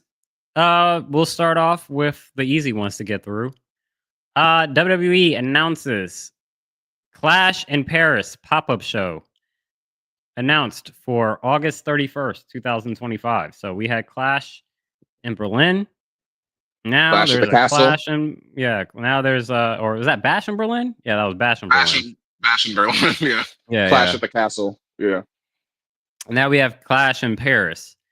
This is a return to Paris, where last year they were in Lyon, France, and Jey Uso had the iconic entrance where the whole crowd was really into it, and then the same thing happened for AJ Styles. Had a really good reception there in France as well. So France has showed out, and when they showed out the first time, they now are back again. So this should be a fun show. What are your thoughts? That was Backlash, right? That was Backlash last year. Because they've been international back-to-back years. But I remember that crowd being crazy. So if anything, we won't be there. Or I'll just speak for myself. Maybe you can get on the jet real quick and no, not for me. Take the PJ. You know what I'm saying? Just call up a boy Jaden. call Jade and be like, "Hey, talk to Magic real quick. Let me get the PJ." First of I all, need if Jaden is flying to goddamn Paris on August 31st, nigga, you need to be ready for the goddamn season. About fuck. He is. August 31st. Bro, that's week 1 is less than a week away. This is a wrestling podcast. Like, he can't be a wrestling fan. Not during the football season, my nigga. Not during the football season. It's not the football season. It's before. That's what I'm saying. He just finished training camp. There's 5 days. There's 6 days until he has to. Is he playing in the preseason? Is he playing in the preseason? Yes. All right. Yes. All right. Okay. Either way, but fine. Plus, it's not even in Jaden's nature. It's not even in Jaden's nature. Jaden is such a workaholic that he's going to be so focused. So it's not even that big of a problem. My man turned down going to the Pro Bowl this year. He was like, "I'm good," because I want to get back. I want to get back into the lab with my boy Terry. I'm just saying, closed mouths don't get fed. You know what I'm saying? If I had access to Magic Johnson via the bestie, you know what I'm saying? I don't know if I'd be able to pass it up. That's all I'm saying. But the other headline this week, Triple H to headline the Hall of Fame for the class of 2025. It's funny because I was listening to Wrestle Talk and they were like, how many times do you think you could just put Triple H in? Because, you know, people are put in for multiple reasons. Yeah. And this would be his third time, I believe. Yeah. And I'm like, okay, would this encapsulate? Because I think this would be, you know, Triple H, individual, the cerebral assassin 14 times, all that good stuff, right? That's this Triple H. So that would be the third time going in. And then I would think you would have to, like, whenever he's, how old is Triple H, you think, off top? Like 54, something like that? 53, 54? It's like 52, something like that, yeah. Okay, sure. So by the time he's 60, induct him again for head of creative. That doesn't happen. I think it can, but I'm just saying he would be a first. Like that doesn't happen. Sure, I'm just being a stand for him right now, where I'm like, he's a legend, and I'm thinking even you could put him in really off the strength of,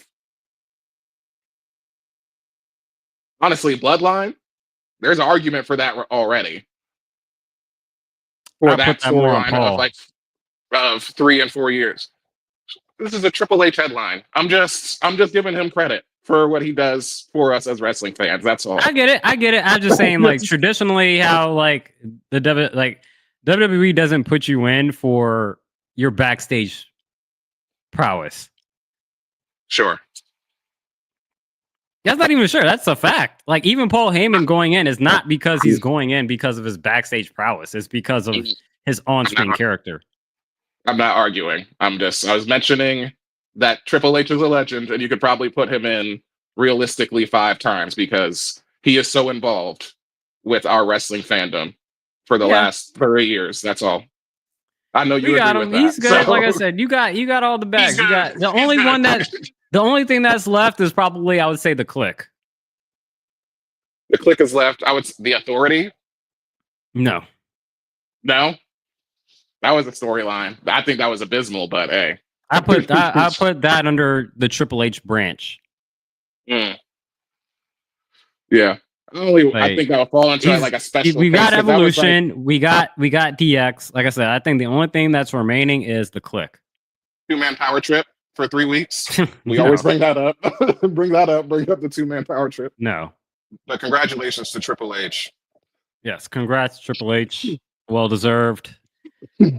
And yeah, maybe in the distant future, maybe they do start putting in people that are, you know, on the backstage side of things. But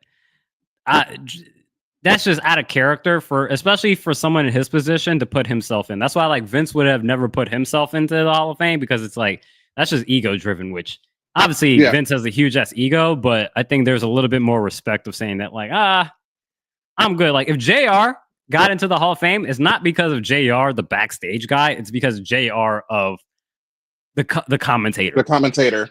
Yeah, I get you. So, I wonder who else is going to be on that Hall of Fame list. If Triple H is headlining it, I wonder who else is going to be inducted into the Hall of Fame. So, Yeah. I don't have any guesses. It's just a thought of like, who else do you put in alongside of him?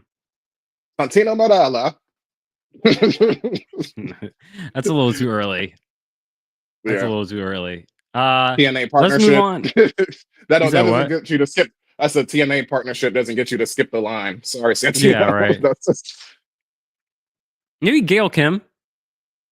Absolutely. Oh yeah, yeah. That would be a huge look for because Yeah. she's the goat of TNA. She's Charlotte Flair of TNA. Yeah, she's like 7-time knockouts champion. So that would be like a crazy look. That'd be a good one. But let's move on to our last current event. And this one is just and also kind of a bit of a shoot promo, which we haven't had one of those in a while. But public service announcement: stop being weird, niggas, and leave wrestlers alone. I popped up on Twitter a couple days ago, and then all of a sudden, first thing that pops up is Asuka talking about, please don't have romantic feelings for me. It's meaningless, 100% pointless. She continues on to say, I absolutely reject any romantic or personal approaches towards me. This is absolutely no possibility for others to interfere in my private life. Including, I've been feeling in danger recently. I've already consulted the police. At this rate, even if fans approach me at the airport or in the city, I will feel the possibility that something might happen, and it will scare me, making me unable to respond. Finally ending yesterday around 4 o'clock Eastern time. WWE and TKO are taking actions to protect me. I appreciate it.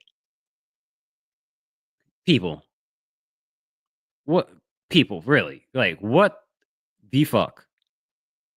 We've been through this so many times, whether it be Sonya Deville, Rhea Ripley, Asuka. I'm sure there's plenty of people on the men's side that probably have gone through this that haven't said anything. Like, can we just not forget that these are just regular people just doing a job?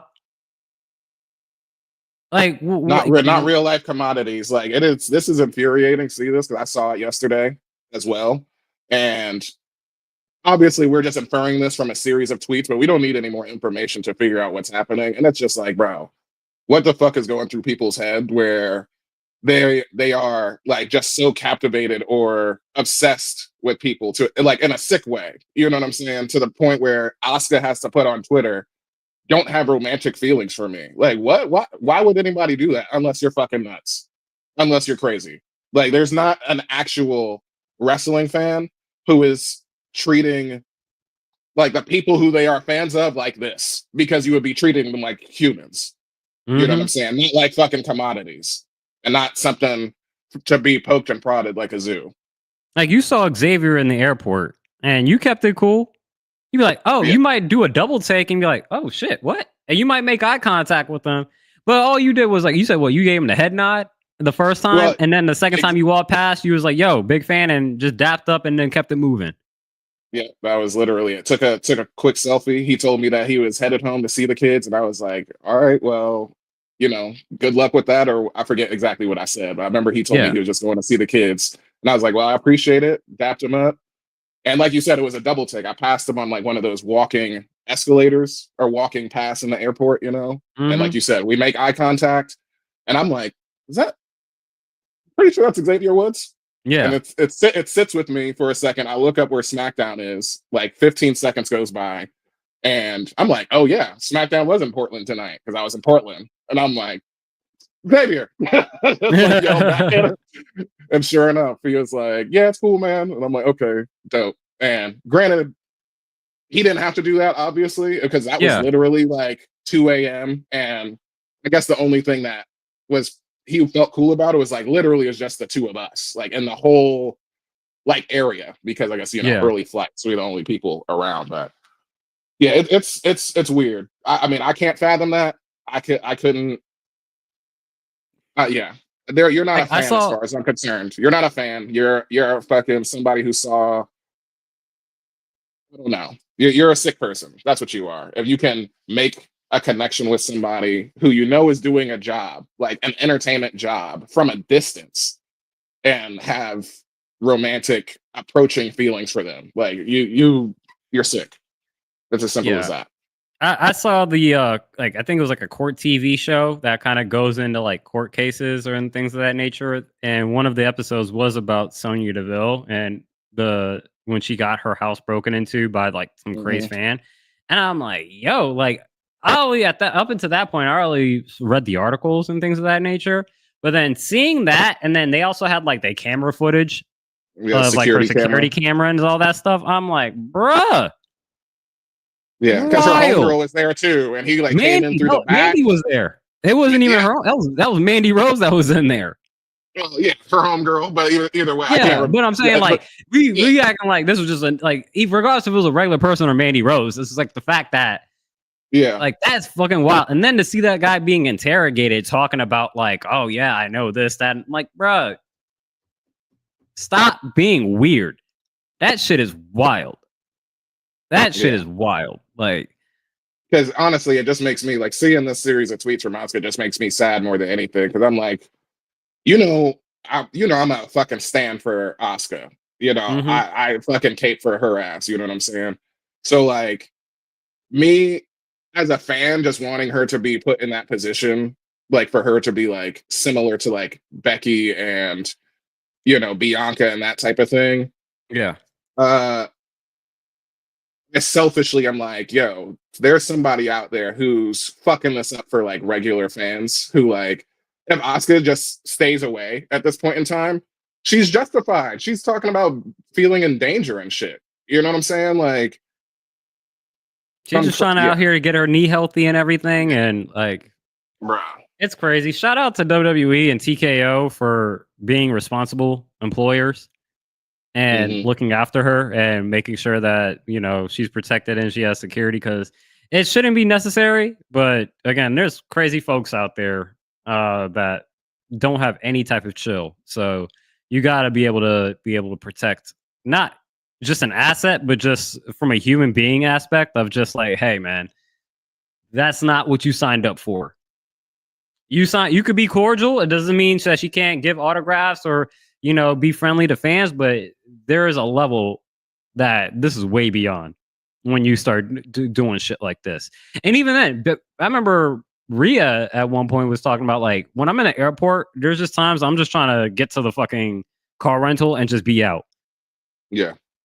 And there's people that are just coming out of nowhere, just surrounding her, just throwing things in her face just to get her to sign for you to go sell on eBay to make a quick buck. You know what I'm saying? So sometimes we got to realize that, hey, man, this is just a television show. You could be a Hmm. fan, but like, let people live, man. Let people live. I saw CM Punk outside my job one time because, I Yeah. used to work at the radio station and I'm like, oh, I did the same thing like as you with Xavier. I'm like, I had to double take a couple times. And CM Punk Yeah. was looking back at me like, it was like, yo, is this dude trying to whip my ass? I'm like, nah, bro. I just recognize who you are and I'm a fan. And, I'm not trying to disturb you. I know you're waiting for I get it. At my job, my old job, there used to be, it's a radio station, iHeartRadio. And so mass celebrities used to be there all the time. So it's not surprising for me to see a celebrity at my job. I was just Mhm. surprised to see a wrestler at my job. I saw Dennis Rodman one time leaving the office. I was like, yo, that's Dennis Mhm. Rodman. So again, sometimes just like, yo, let people just live their lives. Not I every like, moment you need to be like, take out a camera, get in their face. Like, people are just living their lives. mhm.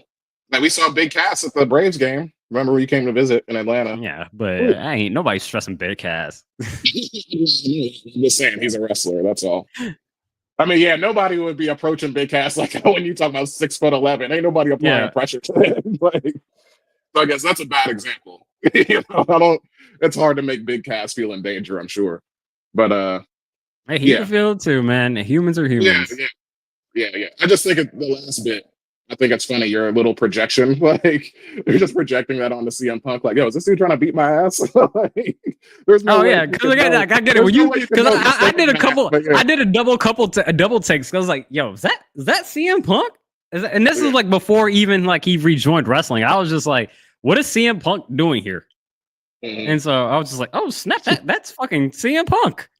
And just in your head, he was like, "Who is this? I'm gonna have to fade this dude out." Yeah.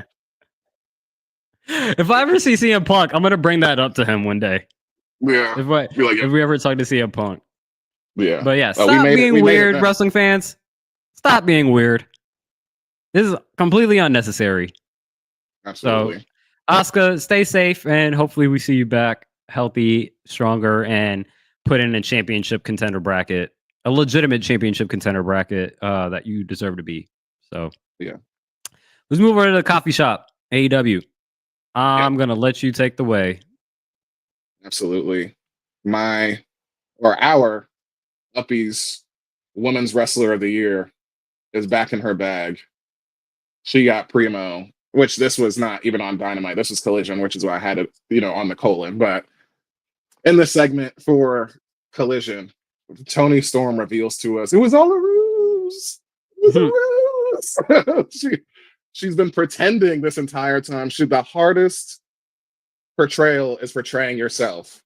And she started back at the beginning and wanted to endear herself close to Mariah May, but Mariah May's a bitch, so you obviously she wouldn't allow that. And coming out there in her rocker gear, giving her sticking out the hand for a handshake, like this is their first time meeting.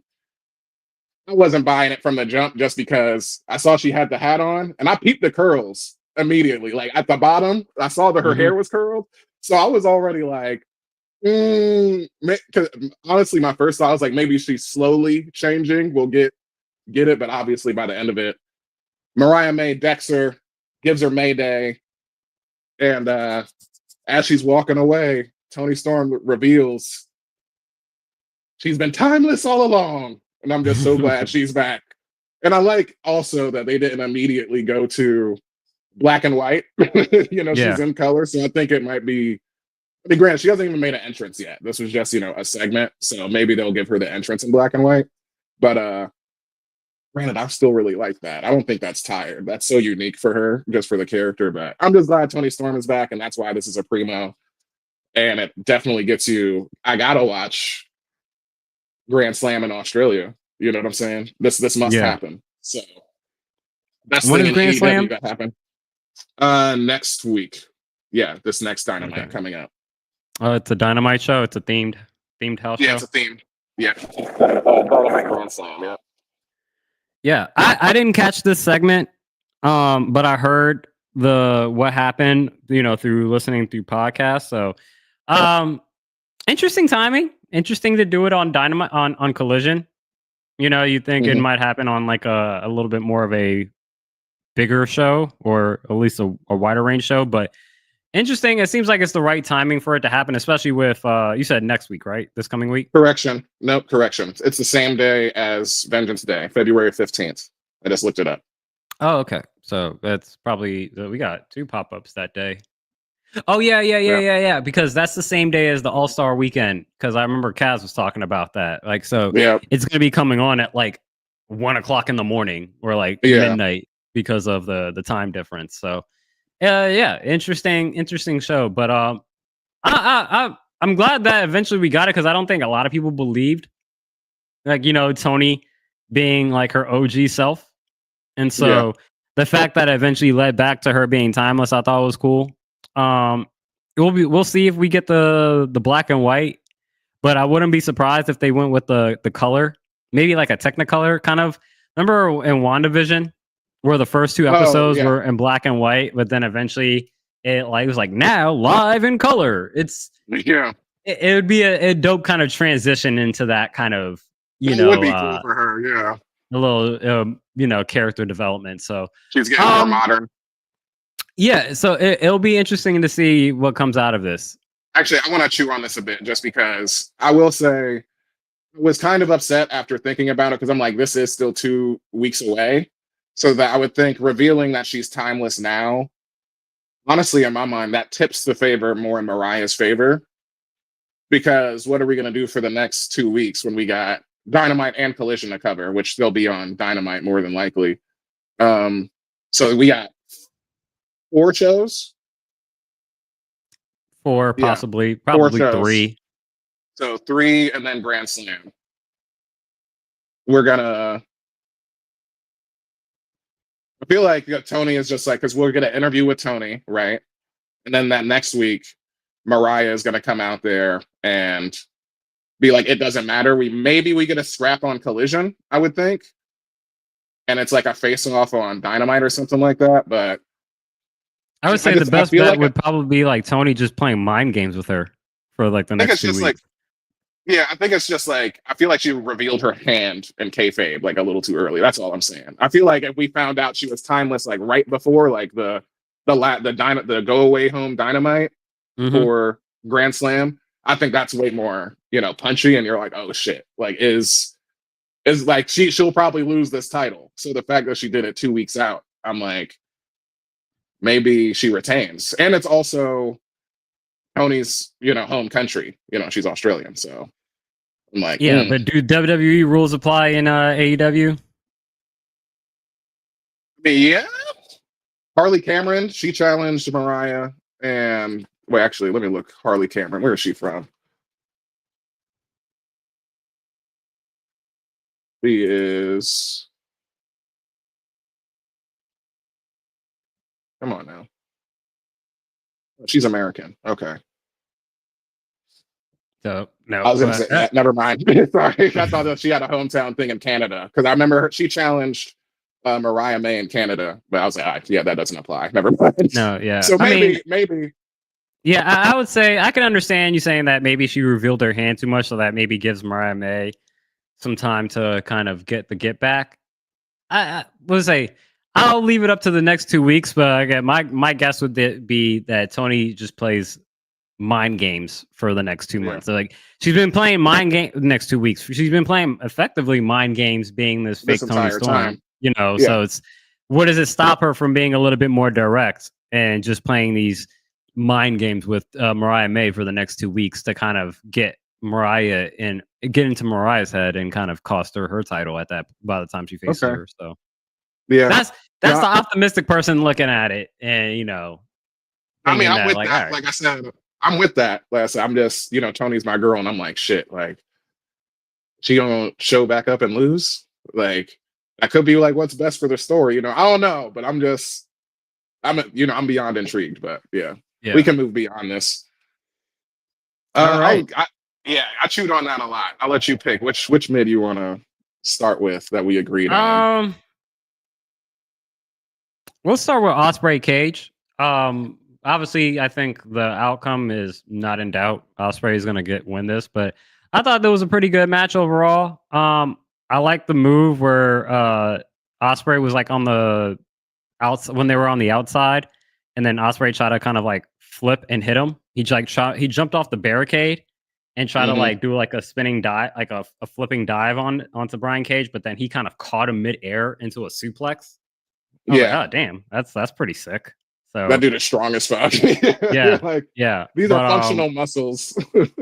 Yeah, I mean, but yeah, overall, I mean, again, this is the hard part with AEW. It's like, yeah, they're really great matches. You know what I'm saying? Now, what's beyond a great match if there's not much story development into it? But that's more so just me maybe not giving enough time and effort to care. But overall, I can't hate on the match. So I was just impressed with more so like some of the feats of strength from Brian Cage.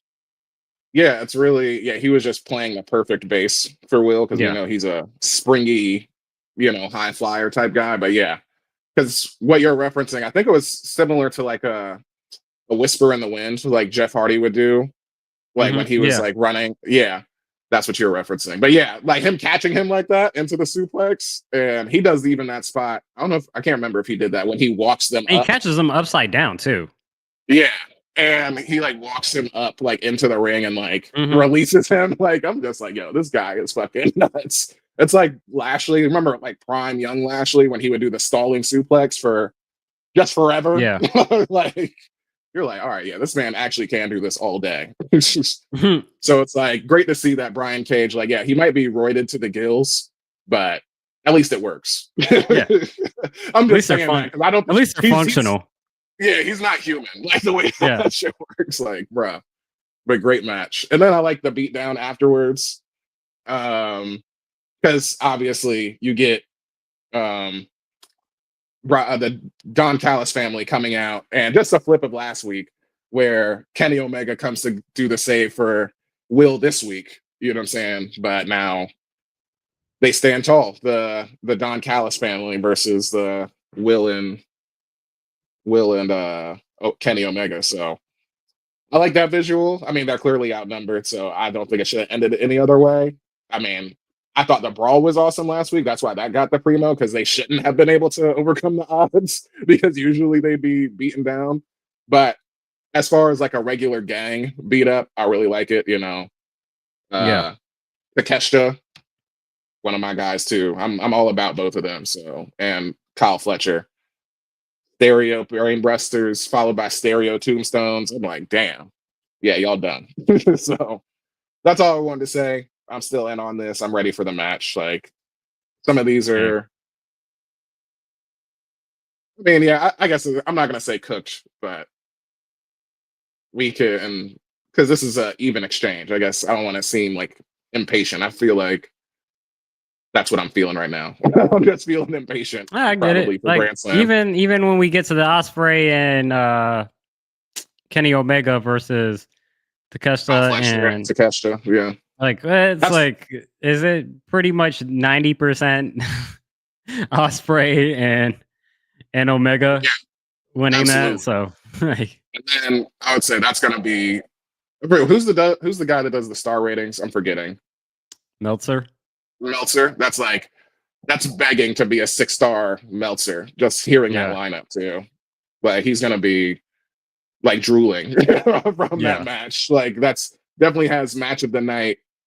Will probably steal the show. You know what I'm saying? So, all right, that's all I wanted to say about that. Oh yeah, we also agree. Mid, you would have this rising, Ricochet and Swerve.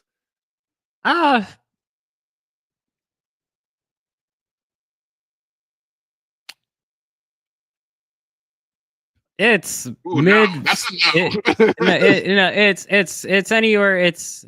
It's like mid stable to mid rising.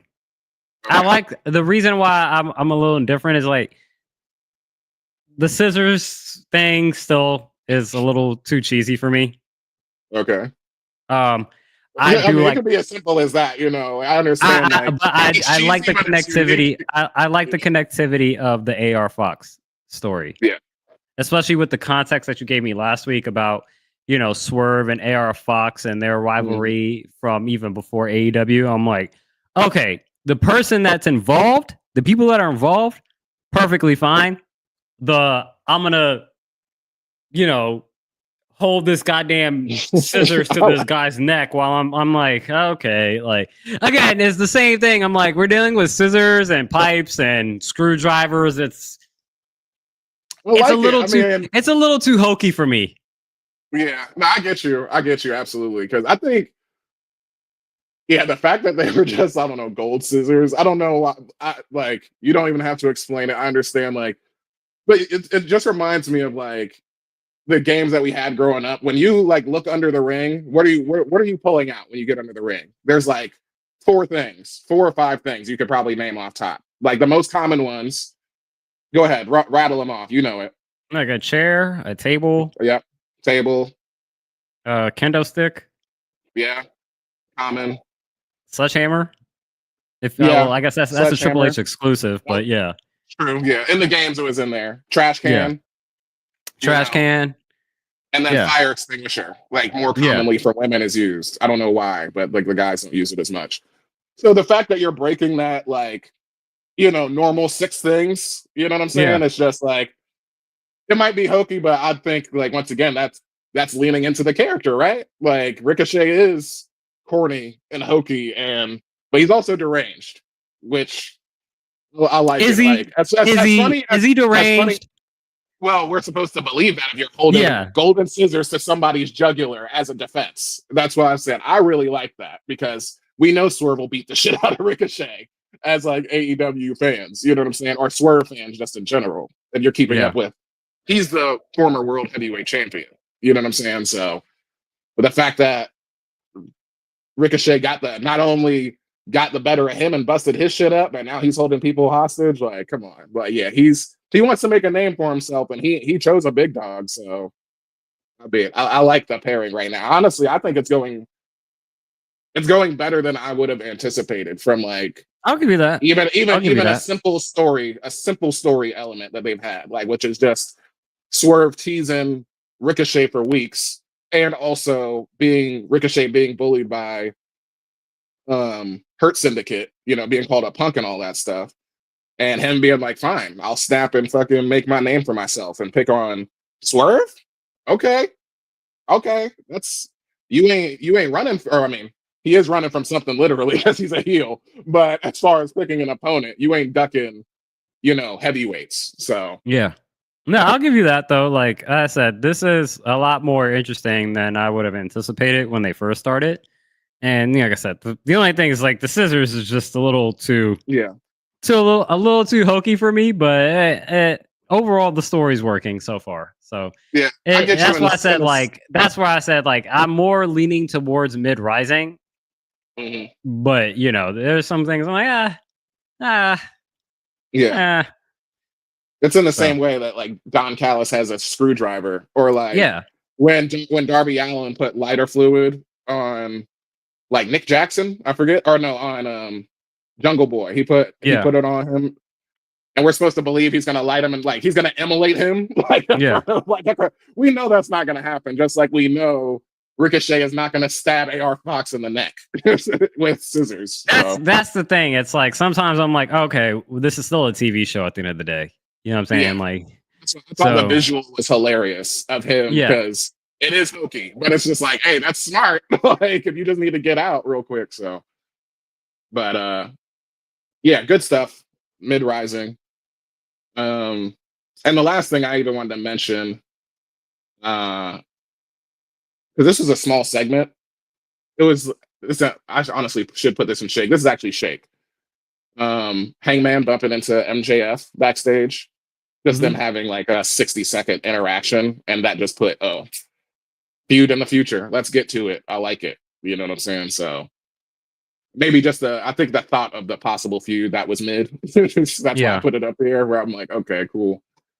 Um, so just keep that quick, and then my shake was the Death Riders had an interview with Renee Paquette, close up with Renee Paquette, which is interesting enough because this is John Moxley's wife. I know you know yeah. that.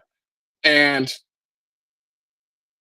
I know this is completely open ended. You know, I like to look at the comments on the videos and stuff like that. What do you think top comment was? Just anything. Something had to do with their relationship.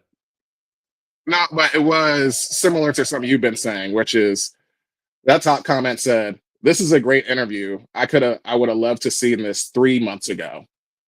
Because Mm, it's really them getting their thesis and mission statement formally out there. You know what I'm saying? Because they've been repeating it, but they've only been saying it themselves versus like being formally interviewed of like, what the fuck are y'all doing here? yeah, Basically. And Renee, at the very beginning of the interview, like before she actually interviews them, she's like outside the gym and she's like, I know a lot of you would be interested in this because, you know, I see a different side of John. You know, like the John that you guys know is not the father of my kids. You know, when that red light goes on, he's somebody else. So she kind of like, she basically was kind of like halfway recuse herself from like knowing yeah, anything about, you know, Moxley the character, which I'm like, okay, yeah, that makes sense, obviously. Um, but not to say that they said anything new, but I think it was like very clear in the sense of like uh him being similar to like when I was gone, you know, basically AEW got fat or everybody was just like sitting around and catering and they don't know what it takes to be a champion. And that's why, you know, I keep this championship like in a case and all this stuff. Like I am the living embodiment of a champion. He was like, you need to earn or breed championships in your heart and shit. That's what he was saying. He was like, I'm the living embodiment of the AEW World Championship. I'm the only 4-time world champion because I'm the only person who's able to step up in this company. So until somebody else can do it, what you need to see it for. I'm not, you know, something to be poked and prodded and stuff, and neither is the championship. And I really enjoyed this interview. Honestly, I think you really should watch it. I'm not gonna say it's gonna turn the corner for you at all, but I would say maybe it cools off like 10% like of the heat as far as like I know like you've been saying and like what the fuck are they actually doing other than saying this Mm-hmm. isn't your company and stuff like that. And they really do say it. And Claudio's there. She interviews all of them individually. Uh Pac, he's also there. I was thinking and interviews Marina Shafir. And I thought her part was really interesting to me because she was like, he gave me a purpose here at AEW. Like the only purpose I have is like, being a mother. So that's what I bring with me to work. And I really read that as like she treats the AEW World Championship like as her child. Like that's why she defends it like that. And I was just like, oh, okay, that's a pretty cool thing to, add to her character because obviously she never speaks. So Yeah. and it was like 20 minutes long. So if you want to give it a watch, I think it's worth it. I mean, it is. I like the dude said, it's like at least 2 months, like way too late for this. But it's like, all right, at least we got a clear thing. You know what I'm saying? Mission statement and like what's happening. Yeah, But that's why I'll it's in give my it shake. I'll give it a watch. I was curious to be like, okay, to your point, we all know that Renee and John Moxley are in real life married. And so as you explain it to me, and she kind of says that, once the camera light turns on, he's a completely different person. Okay, I get it to a degree because you're trying to be objective as a reporter and you're trying to, you're trying to kind of not show any bias or whatever it may be. But to the things that you said about what John Moxley said, it's like how you don't see that as two separate. I don't get how you see that as two separate things because the things that he's saying, he was saying when he was not in AEW. He was at home sitting with you. So is it really two separate people? Or was that a line that's just being said for TV purposes to say that, like, look, I know that everybody knows this is my husband, but I'm not Renee Moxley. I'm Renee Paquette. Yeah. I am a journalist in this. And it's like, yeah, but the things that he's saying, I'm pretty sure he said at home. I mean, there's certain people that have like they are able to put those boundaries up. You come in the house, you don't talk about work. You know what I'm saying? Or you know what I'm saying? You keep work life and like home life separate. So that doesn't Yeah. surprise me. That's because we don't know their home life. I agree. Yeah. I agree. So like if they are that intimate, that is a possibility that he could just be talking about his character and stuff like that. But I get it from a storyline perspective as just to your point. That's kind of where I'm at. I'm like, I'd be interested. I need to go watch the segment to be like, okay, how does this really come off? Because I'm like, to your point, it's the fact that we're still trying to figure out your purpose. It's like you said, it's about a little too late at this point. Yeah. I would say for fans like us, which are deep cut, literally every single episode type of fans, I want to say that like, it'll take off like 10% of that heat that you had for the Death Riders, maybe, just to. I'd almost would appreciate if she took more of like a Fox News approach and was just propaganda for the Death Riders. Yeah. Oh, she Like, just like switch it, like switches a flip or dang, flips a switch. I said flips a what? I don't know.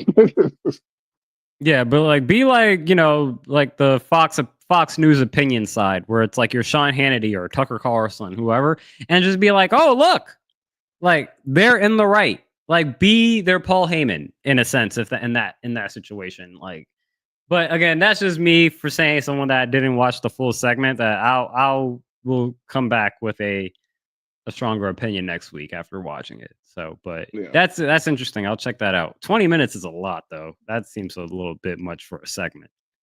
They spent 15 minutes with MJF and Jeff Jarrett 2 weeks ago. 20 minutes for an interview? Well, no, it wasn't on the show. That was like a web exclusive thing. Oh, okay. AEW, the interview stuff that they do. Yeah. Okay, I thought that was Dynamite specific. Okay, no. That's fair then. That's fair. But yeah, I don't buy that. I don't buy that line. you're his wife, so it's hard. I mean, yeah, like because like I Yeah, said, that's I clearly don't buy her that. trying to recuse herself, and it's like Yeah, that's how I see it. You know. because every time that nigga's bleeding, I'm like, I know Renee feels some type of way about this. hmm Exploding barbed wire matches and shit like that. Yeah, You're it's like, like she has there's that no conversation with the him, light, like, the camera turns on and he's a different guy. No, you still go home with this man. Like mhm, you still travel with this man. Like I'm sorry. So yeah, but I get it. I get it. You know you're a journalist. You could still be a journalist and not have to put your real life predicaments in the limelight. So mhm. it's something that I'll check out. I'll check out. Anything else from the coffee shop? Nope, that was it. All right, we'll make a quick stop on Thursday for the Book of Wrestling. Let me just put the song on for a hot second just to kind of establish it. Glasses on. Time for a Book of Wrestling, and we'll keep it short this week with one on the docket, and it's a pretty significant one. January 31st, year 2000. The Radicals make their debut in WWE. Now, if you're not familiar with the Radicals, well, I'll read this whole paragraph we got. One of the most jaw dropping moments in Monday Night Raw history took place in Pittsburgh, Pennsylvania. At the start of the show, Chris Benoit, Eddie Guerrero, Perry Saturn, and Dean Malenko appeared in the front row as guests of WWE General Manager Mick Foley. The four superstars who had recently been granted the release by WCW by their request. It marked the single biggest talent exodus at any point during the Monday Night Wars. The Radicals, as they were soon dubbed, ran in during a match between the New Age Outlaws, Billy Gunn and Road Dogg, and Head Cheese, Al Snow, and Steve Blackman. And Eddie that night, I believe, broke his arm on a frog splash. Mm, And so, huh. he had to, be temporarily out of commission. He was still on TV, but he was walking around with his arm in a slink for about at least a month or two. But yeah, Eddie Guerrero, Chris Benoit, Perry Saturn, and Dean Malenko jumped ship. A generation, man. Rest in peace to Eddie, the legend, Chris Benoit, complicated legacy, Perry Saturn. Uh, he's alive. He's still with us, right? Yeah, yeah, Okay, good. All right, good. Because I was like, I was want to say, I know Dean Malenko still is too. He's yeah. over. He's doing He one of the producing. producers. Yeah, yeah. Okay, I was making sure because it seems like almost I don't know everybody. where he's producing at, but he's producing. Yeah, or not everybody because there's so many obviously like old school legends that you could say that could be producers, but it's always seems like nobody strays too far from like the wrestling business if you've been like a well-known over wrestler Yeah, for the most part, unless he's at A. Dean Malenko's at AEW as a senior producer. yeah, there you go. I'm gonna say, no, he's producing somewhere. There we go. But yeah, iconic moment. I remember this night happening. Um, again, I'll look up especially the segment because I was like, I feel like I can visualize this, but I definitely don't remember that segment specifically, them being introduced. So I'll like I check that said, out later too. they kind of came in on the side through the crowd, and then they posted up right on the side of of ringside. And then Jr. and King, they're like, oh, like look at that, like that's Team Malenko, Perry Saturn, blah blah blah. There's that in the third, and then a little bit of the fight gets like the match. I think like the New Age Outlaws. I forget if it was Billy Gunn or Road Dogg. They Mhm. started jawing with them on the side, and then eventually the Radicals just jumped in and started, putting the beat down and whatnot. And it's funny because again, it said Mick Foley brought them in, but they were actually, I think by the end of the night, they ended up aligning with Triple H and the Stephanie McMahon, the McMahon Helmsley Man, era Helmsley era. action. Yeah. Yeah. Yeah, Yeah. so interesting time, man. Interesting time, which again could also be one of the catalysts that got WCW to eventually fold. So iconic moment. We'll leave it at that as because we still got a bit of a rest of the show to get through. But any hmm more thoughts on the Radicals? No, bro. All right, let's move over to Boutique SmackDown. Go home show before tonight's Royal Rumble pay-per-view pop-up show. You have the highest thing picked up here. Yeah, when Jacob Fatu off the leash. I love this. Like him even just quoting that, that's why I put it there because that's out of his mouth. He said, "I'm off Yeah. the leash now. I'm gonna go get her now." I'm like, yo, he's more terrifying. He is more terrifying describing himself like off the leash. You know what I'm saying? Mhm. Because he was already taking out DIY as tag team, like one man annihilation squad. Like he just cleared out the ring by his goddamn self before Solo made an entrance. You know what I'm saying? And now he's like, oh, now I get to just be a wild dog and fuck with whoever I want to fuck with. Bruh, that promo was awesome. And this also goes into the match itself. We knew that, he was not going to be taking a pinfall. So Tama Tonga takes the pinfall with the South of Heaven. So from Damian Priest to the main event. So yeah, it's just more so the excitement for Jacob, where I'm like, okay, yeah, this is 2 weeks in a row that because he had the walking into the arena promo before last Mhm. week, and now like he just got face-to-face promo with another guy that we know is good on the mic, Damian, a former heavyweight champion himself, and it's like he's not out of place. He was not out of place at all with Damian He looked Priest. great at Saturday night's main event too. That's something that we skipped over, but he Facts. basically did a Bronson Reed to Seth Mm-hmm. that he did to Braun Strowman with how many Exactly. times that he ran into him in the corner? At least six. I think it was six Six times, times, and then he did like two or three jumping, backflips off the top rope. It's like dude has looked like a star. Every time that man is like in front of a camera, he's very captivating, and he's again another level of authenticity where it's like you Mhm. believe everything that this man says and looks like. Like Yeah. he is nothing to be messing around with. He is not no play. Yeah, that promo was great. It was great by Damien too. Like he was like, "You gonna come out here and or what Jacob because he really monologued there for a bit because he was like, you really, accomplished more than half of those suckers, than everybody in the back there. Mhm. But you can get your hair braided, but don't get it twisted when you come around me, And I'm like, yeah. It's like the thing about me, I was in that box lockdown. I'm just like, see, I was like, yo, this man on some real shit. By Like, come myself, on. nobody else. Exactly. Exactly. And I'm like, yo, put the strap on this man. Put the strap on him.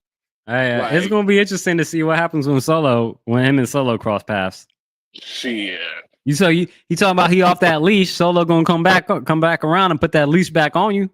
Yeah, we'll see. I mean, if it is like, Jet Li Unleashed, when he put the collar on him and then he would just calm down. It's I like, yeah, bet you maybe it's Solo. I bet you in the Rumble today, Solo's gonna tell Jacob to get out.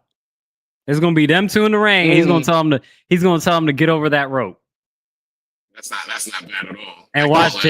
and watch Jacob go over that rope like the dog that he is. No, but that was really good. That was really good. Yeah, that's the best. That's the best. He's getting better and better, bro. Like that's Yeah. the best promo he's done. That was fucking sick. I was like, yeah, best thing on the show. Um, yeah, I'll let you pick. I had the primo ISO, so let's get to these mids. Yeah. I will start with 8-man tag match. The MCMG and Los Garzas, which I guess Los Garzas are a face. I guess not. Also, because they left during the match, they left. That's why I was like a little confused. I was like, okay, that's weird. And then they beat Pretty Deadly and DIY. Yeah, man, this is more of my crusade of real tag teams, man. Real tag teams. I'm excited for this 2 out of 3 falls match tonight between MCMG and DIY. I think the outcome of this match maybe gives away what might happen tonight, but I'll leave that for the predictions once we get there. But yeah, man, this is champion real tag teams and tag team fights. So that's why this gets a mid rising. Yeah, absolutely. And there's no reason that WWE can't do the AEW thing when I bring up the fact that like AEW on basically every single Dynamite is going to have some type of like multi-man, like whether it's 3-on-3 or 4v4 or where it's just going to be fun. You know what I'm saying? You're Yeah. probably going to see like a whole lot of people that just don't got time necessarily this week, like just thrown together, and it's awesome. This is how you can also breed tag team stories. You know what I'm saying? If you got these tag teams who are like forced together, because the very next thing I would expect MCMG to do is confront Los Garzas and be like, yo, what the fuck was that? Because we know that they're heels, but MCMG is also new to the locker room. So that makes sense in kayfabe to me that they would just be like thrown into a match, that it just happens to be a 4-on-4, and then these guys are assholes. Like, they got bigger things to worry about now. So I think we might get a 4-way at WrestleMania. Yeah, bro. I mean, you shouted out the hopefully we can get. I really want to get to, like you said, Edge and Christian, Dudley Boys, Hardy Boys, and there's no reason that we can't also add in, I don't know, world's greatest tag team in this new era. In that sense, like let's have a fourth one in there, and like really TLC. Have tag teams take over the show and like headline shit. You know what I'm saying? 4-way TLC match between those dudes would be amazing. Oh, absolutely. Amazing. Are you kidding me? Ooh. Your mic went out.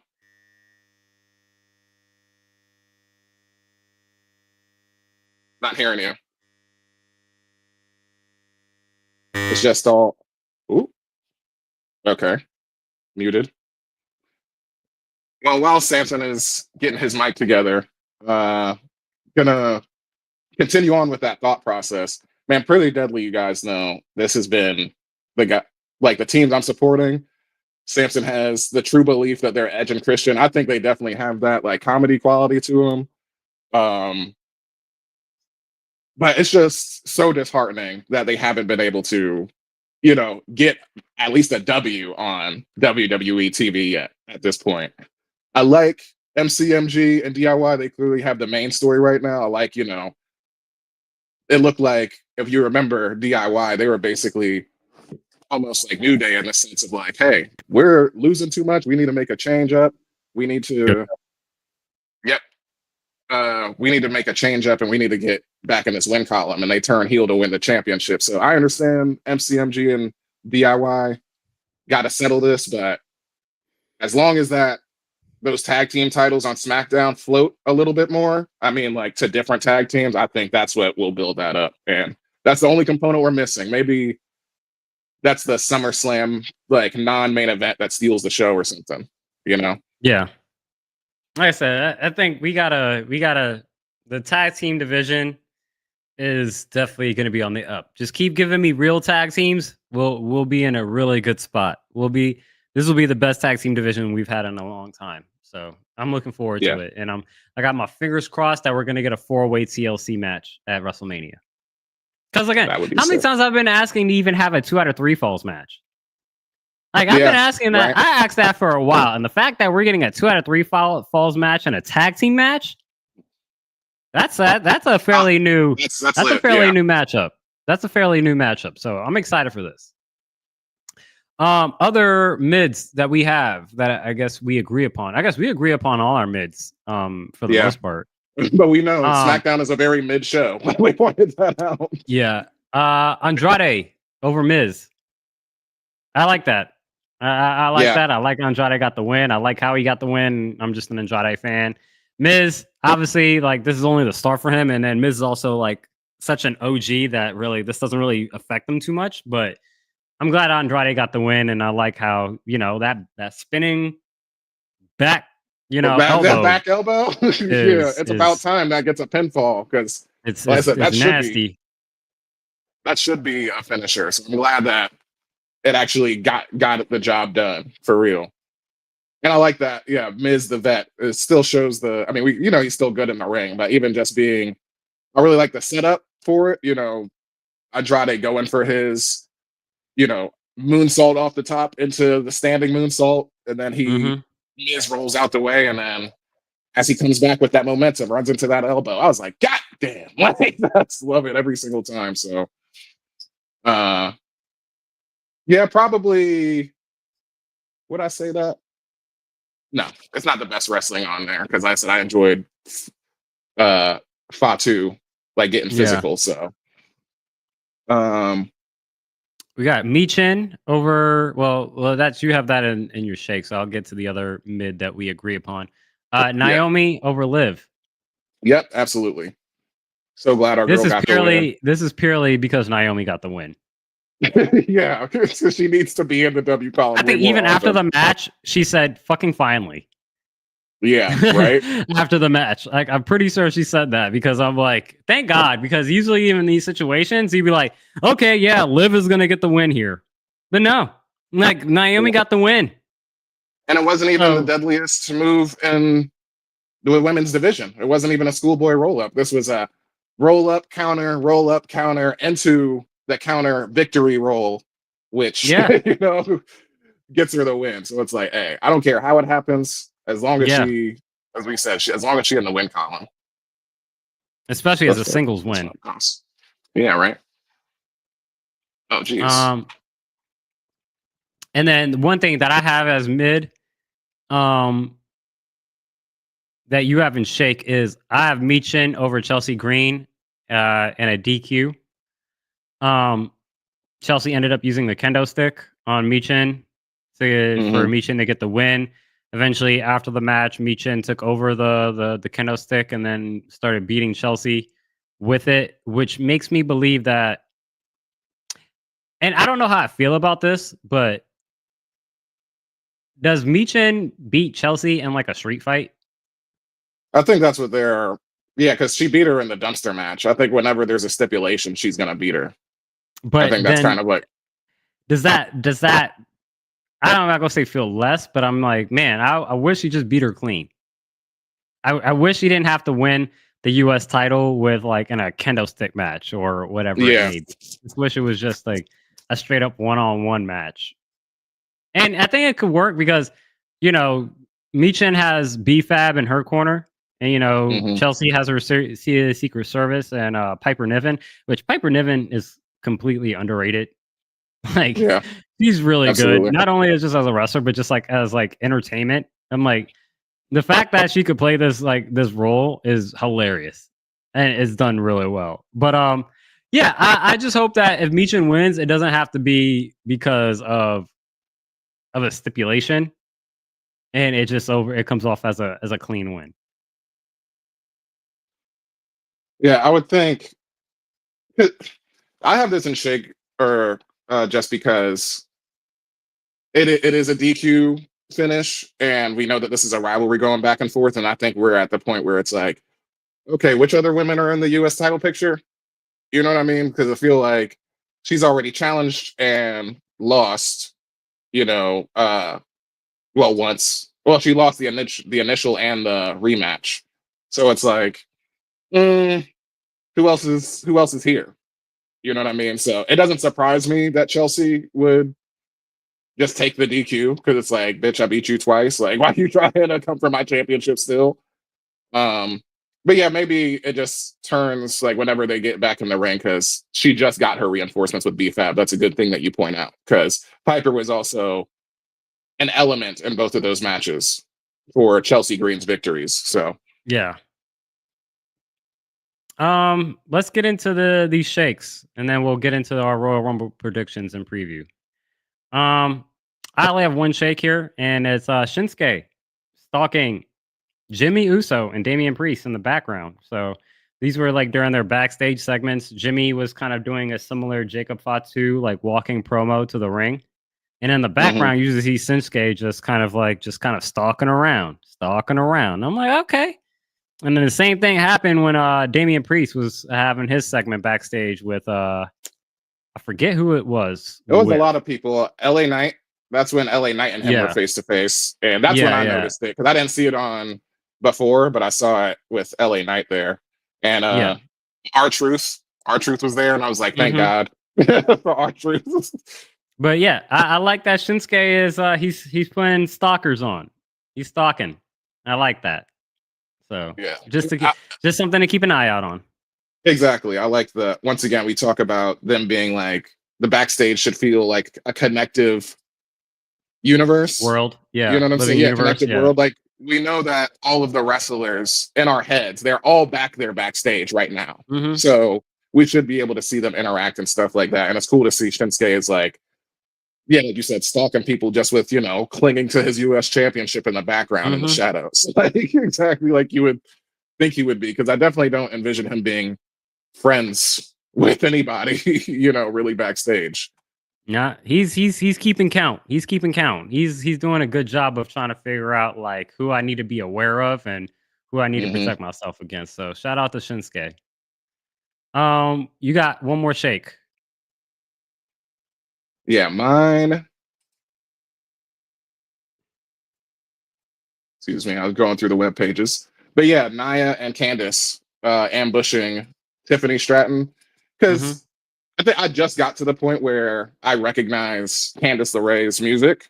Hearing Yeah. like the sort of twinkly sound, it kind of reminds me of like Liv Morgan's music a little bit. Hmm. Um, and her interrupting Tiffany, I'm like, all right, I mean, Tiffany can just beat your ass this week. So I'm imagining this is just gonna be, like her like the match that she has, that she's putting herself in this situation. But the fact that she really does take the spot that Tiffany was in, as princess to Queen Naya. And even though I still think she's Queen Naya, she's forever a queen in my heart. But taking that same princess role for the distraction, I thought was pretty cool because I did not have Tiffany taking an annihilator on my bingo card for for this episode. But I'm glad that it happened. So I enjoyed it. So I just thought it was Yeah. worth mentioning. It's funny that, Tiffany was like, you're just gonna be like Nia's lapdog or whatever, And I'm like, girl, that was you for like 4 months. That was Like, what are literally you you. talking about? Exactly. We all saw right through you, you fake little bitch. Like we knew he was gonna cash in on her.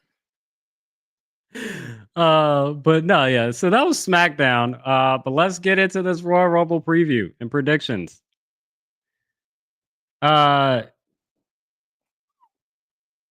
let's get into it. So we have 4 matches: the men's Royal Rumble, women's. You talked about the ladder match between Cody and KO, and we got 2 out of 3 falls for the tag team championship match. Let's start off with let's just go in order of how they have it listed here on the Wikipedia page. Men's Royal Rumble. And with these Royal Rumbles, I'm gonna put this up. So I'm gonna ask for your top 3. I figured Right? it'd be something like that. Yeah. Your number 1, you'll only get a point automatically if you get it 100%, if you get it correct with your power ranking at number 1. So whoever you put at 1, that is gonna be basically your main pick, right? Then your 2 and 3s are your backups. And let's say, for instance, I have Nikki Cross at 3 and you have Nikki Cross at 2. And Nikki Cross Hmm. ends up winning because you have her ranked higher in your power rankings, you would get that point. Yeah. I get you. So that's how we're going to play this. And so come up with your top 3, but only right now, your number 1 pick would be your go to. So Yeah. men's Royal Rumble.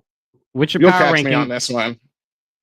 This will be your W of the year. I doubt it. I doubt it. Um, because I haven't thought too much into it, but yeah, it is superstar studded. So And I can um go with who's on the men's side who's been announced. We have LA Knight, John Cena, CM Punk, Jey Uso, Roman Reigns, Seth Rollins, Drew McIntyre, Rey Mysterio, Sami Zayn, Shinsuke, Logan Paul, Penta, Chad Gable, Braun Breaker, Carmelo Hayes, Damian Priest, Santos Escobar, Jacob Fatu. So that is 18 out of the 30 on the men's yeah. side. Mm, it's gonna be one of the big names. I'm just looking at history right now to see who we got as former winners. Because I know you mentioned obviously your guy Seth. I know Seth is gonna be in here. Seth has one before 2019. Who's formerly won? Okay. Roman won in 2015. Randy won in 2017. Shinsuke won 2018. Seth 2019. Drew 2020. Edge, Brock, and then Cody Rhodes back to back. We got some spoilers in the YouTube comments talking about they know the results. Talking Oh, about do AJ they? wasn't there during rehearsals and things of that nature. Take it for the grain of salt. It's the internet. Yeah. I like people putting their opinions out there, though, for sure. I'm willing to hear it. So who's your power ranking number one? Yeah. Who would it be?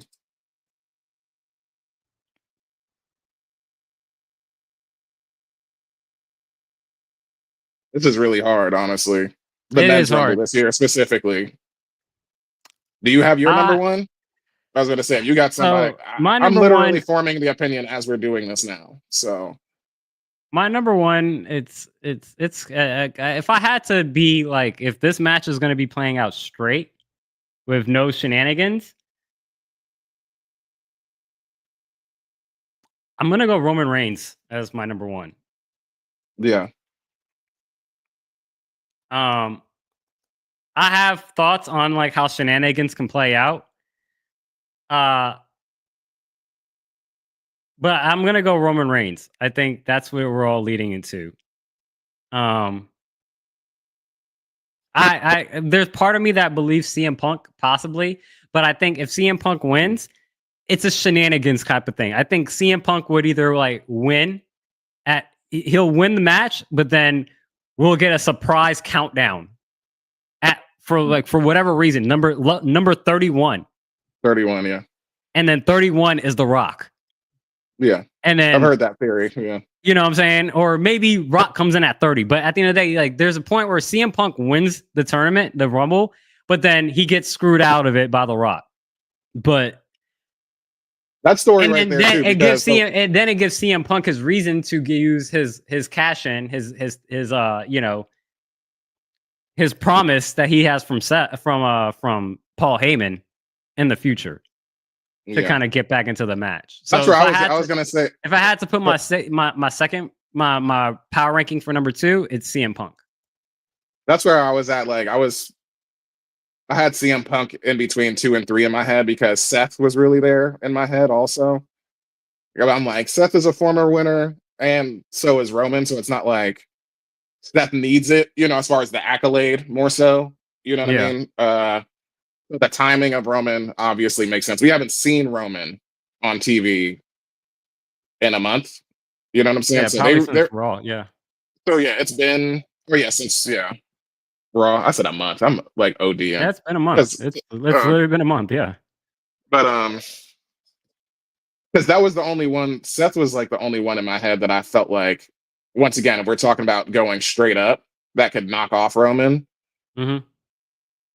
CM Punk has like the favor and all of that type of stuff, but I don't know if him winning the Rumble, that would be redundant. You know what I'm saying? For him to like win the Rumble and also have the favor. You know what I'm saying? I mean, with your booking, you just booked that out. If like Rock comes back. He won the Rumble, but then he would lose it to The Rock. You know what I'm saying? Yeah, like I said, you booked it out. You booked it out. So that makes sense to me for sure. My last on my power rankings is Drew McIntyre. Drew. Okay. So that's how I see it. I see it's Roman Reigns, CM Punk, Drew McIntyre. I see they're having discussions. They're talking about the Women's Rumble first in the comments, but if I had to put my final 4, I would put it Roman, Punk, Drew, and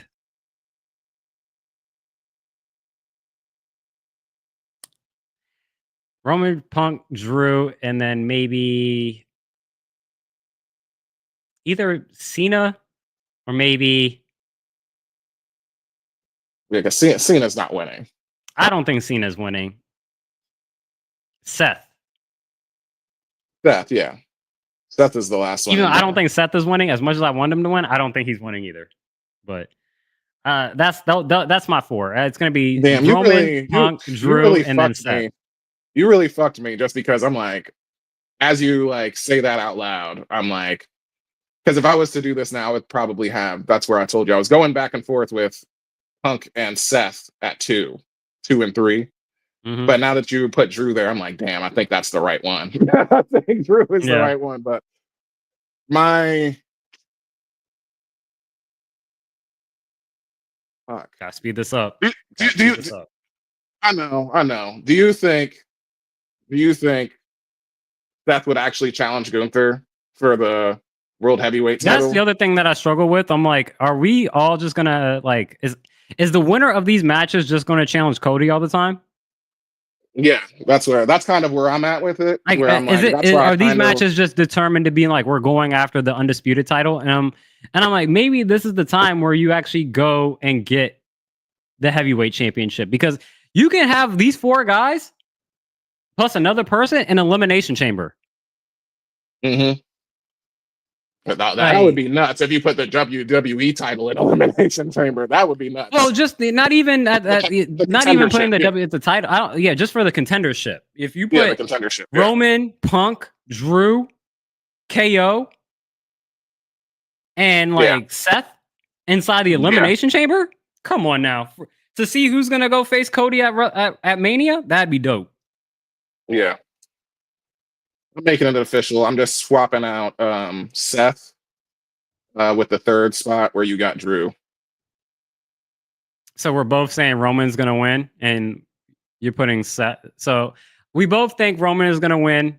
Our backups are CM Punk at 2, and then I have Drew at 3, and you have Seth at 3. So those are our top 3 picks for Rumble. So that's either gonna be a tie or a pick. I'm gonna need you to like stick on a decision. We're about to move over to the next Rumble. Mm-hmm. Are you stuck with yours? Look, I'll make it interesting. No, let's have the Rollins, the Seth, and Roman face off at the end. I'll make it interesting. Fuck it. Punk will be third. Okay. So we'll have the mini Seth and Roman, face off. At least, if anything, this is what I want to see as I'm just sitting here breaking down the match. I'm like, damn. Because I think it would be some bullshit if, like, I need that favor. Tell your tribal chief to get out the ring. Get out of the royal. Like, that doesn't make sense. So I was like, Roman's just going to beat the shit out of him if it just comes down to him and Punk. So, but I think Seth is more interesting. So I'll make it like that. And I'll keep it quick in the women's. I won't even give you the chance. Charlotte is winning. And then I got, I would like to see Jade at 3 if she returns. I think she'll make it to the final 4. And then I would have Becky Lynch at 2. I got Becky Lynch as number 1. I've spent time flipping on this because, again, last week we talked about, I was like, oh yeah, like the way that they've kind of been telling this on TV is that Charlotte is going to win this. But then I have this thought, I'm like, does Charlotte really need to win the Rumble to challenge Tiffany Stratton for the championship? Not really. Mm-hmm. And again, is whoever wins the Rumble, is it only going to go after? It's a little bit harder with the women's titles because they're a little bit more on an even playing field compared to the undisputed title versus the heavyweight title. Yeah. But I don't think, I think there needs to be, I think Becky coming back and winning the Rumble and then challenging Rhea is a lot more interesting than Charlotte coming back and winning to challenge Tiffany Stratton. I think Charlotte can get that title match anytime she wants. Of course you can. I agree. It's definitely way more interesting, and like that pop is going to be crazy whenever she comes out. Either one. And I think, well, it'd be bigger for Becky since at least she's not announced. Obviously, like Charlotte got a whole promo or a whole vignette. So yeah. My third would probably be Jade is obviously beyond a fucking super thrown wild card, but it's just like her returning and being on a warpath. That's like her actually becoming Storm, like in the ring, basically. That's what that would be. I kind of want to go Bianca as my third option, but I feel like whatever comes out with Jade is going to stop her from getting to that point. So if I had to pick my third, I kind of want to lean Nia. Mm-hmm. I think I'm going to go with Nia. She's a serious threat, obviously. So, you can always have her around. Yeah, I'm gonna go with Naya. I'm And gonna go with Naya. she's a former recent champion. You know what I mean? Like Exactly. Tiffany's only held that title for a quick second. So Final four. Who do you got for the final four on the women's? final four. Oh, serious thought. Okay, because obviously Jade is my wild swing, but I obviously wouldn't have Jade in the final four. I would put. I'll give you Charlotte, Becky, Bianca, Io. Io Sky, credible. At any point, you can always put the strap on her whenever. Yeah, that's a good one. Yeah, I'd probably put Io in there, and then Yeah, maybe the high flying tactics backfires. You know, she'll like springboard something, and then there's powerhouses in there, like either Bianca or Charlotte will catch her and throw her ass out or something. You know. yeah. I'll go with Io as well. I'll go with the three that I have: Becky, Charlotte, Nia, and then I'll throw in Io. Yeah. AJ Lee. Do you think AJ Lee That'd be cool. makes an appearance? That would be more surprising. That one would be like a. That'd be like a 7. There's also a rumor that Nikki Bella would also be making an appearance as well. This isn't that not shade anybody, but Nikki never connected with me personally, like as just a character. You know that whole Divas era. So like, she can be there, she cannot be there. I'm fine, honestly. Okay. Well, let's hurry up and let's move through ladder match. KO. Cody. You going Cody? I am going to go Cody as well, but I think Kevin Owens, and this is kind of like a prelude to my champion of the week. I think Kevin Owens is going to have a big 2025. And I think this is the start. And I don't think we're done with Cody versus Kevin. I think this is kind of going to be similar to CM Punk and Drew, where this is probably going to be the storyline for the year. And this will be the beginning, and we won't. This Kevin is going to be a thorn in Cody's side for the rest of the year. Do you think Kevin Owens joins the Royal Rumble match, assuming that this match takes place before the men's? No, I mean you can obviously understand you can have double duty, but Yeah. I would think not because I'm not doubting his toughness or nothing, but I'm sure there's going to be some like hurting spots in there. You know what I'm saying? So Yeah. maybe he's selling it a bit, but I mean, if we hear that, you know, Fight Owens fight music come on, I think that makes it a lot more. That makes that top 4 a lot more interesting. I think. I think this is going to be the night that Cody Rhodes, the heel turn for at least the fan heel turn on Cody is going to be even stronger because I think, man, Cody's a corporate shill. He's a corporate shill. Man, he's gotten Triple H pushing Kevin Owens for no reason. You know, Triple H, I told you, should have been suspended. He put hands on Kevin Owens first, which is BS. And you're an authority figure. Second, then you got the head of NXT super kicking you.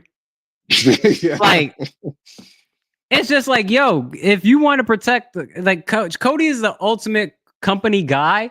That's not gonna rock, man. That's not gonna rock. You can't be having these higher up authority figures protecting you. Yeah. So, Kevin is gonna be. People think Kevin's crazy. I think Kevin's point is gonna be loud and clear by the time we get to them facing again.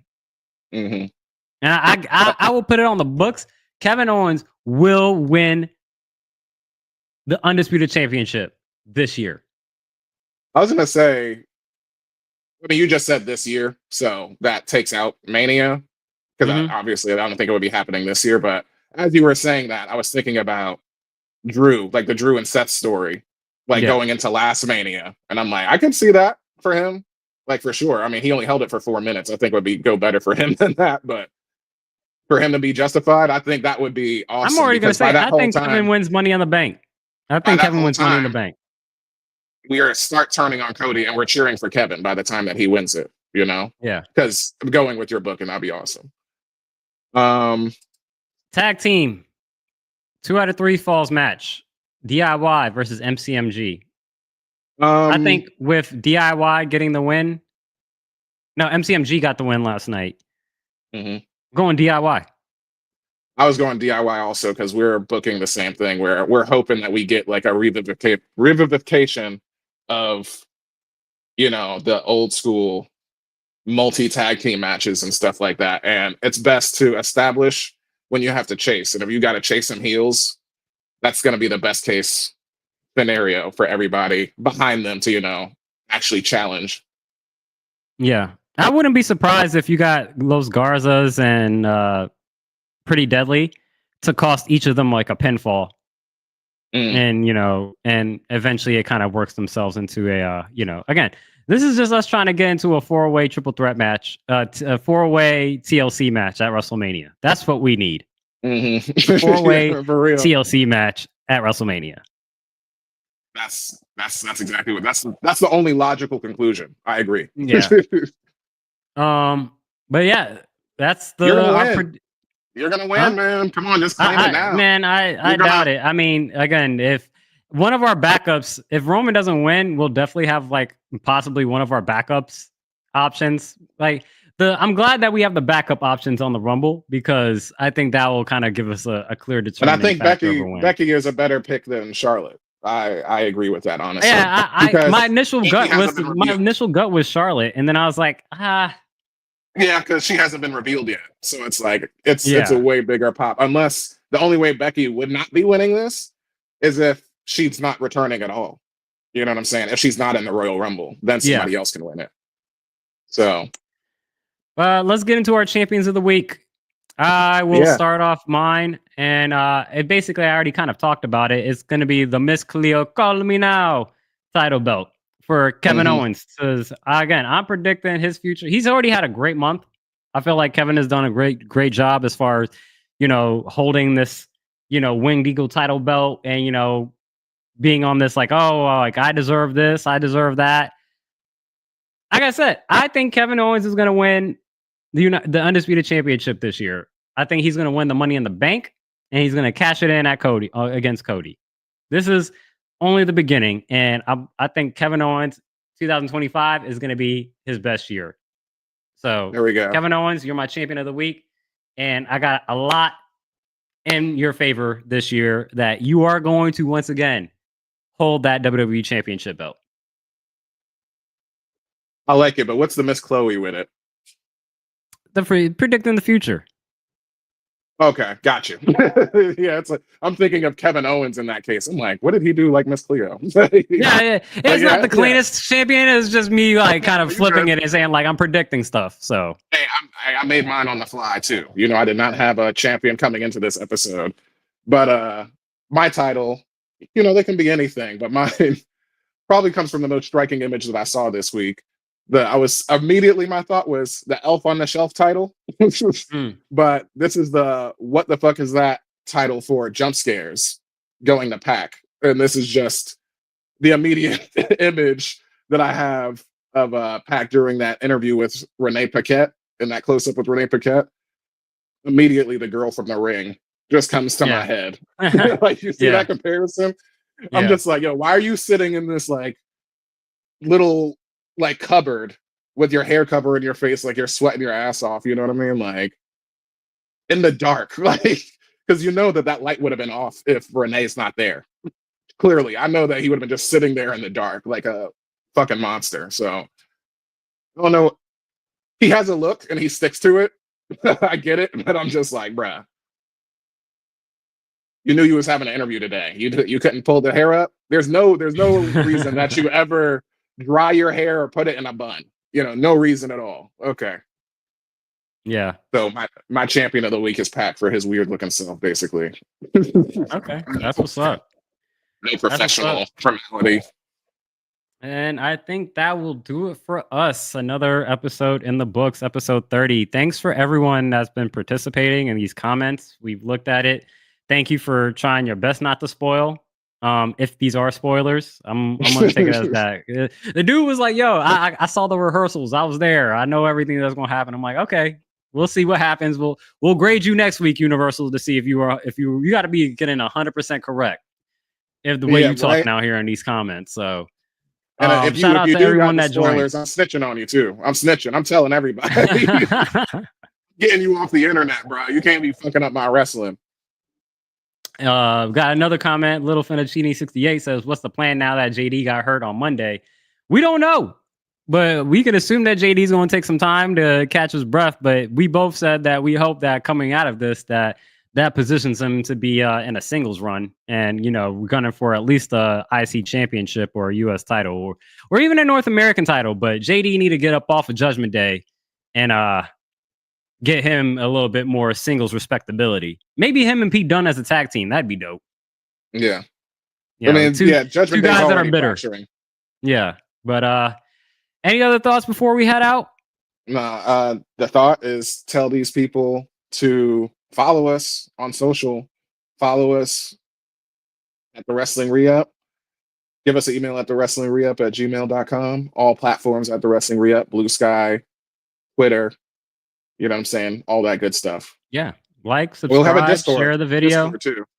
Yeah. Like, subscribe, share the video. Thanks for people participating in live.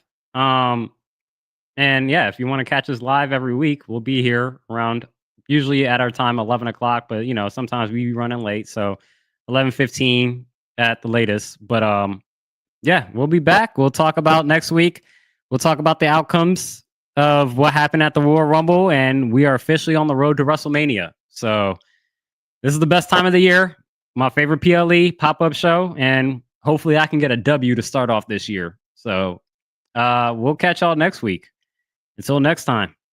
Peace, y'all. All right.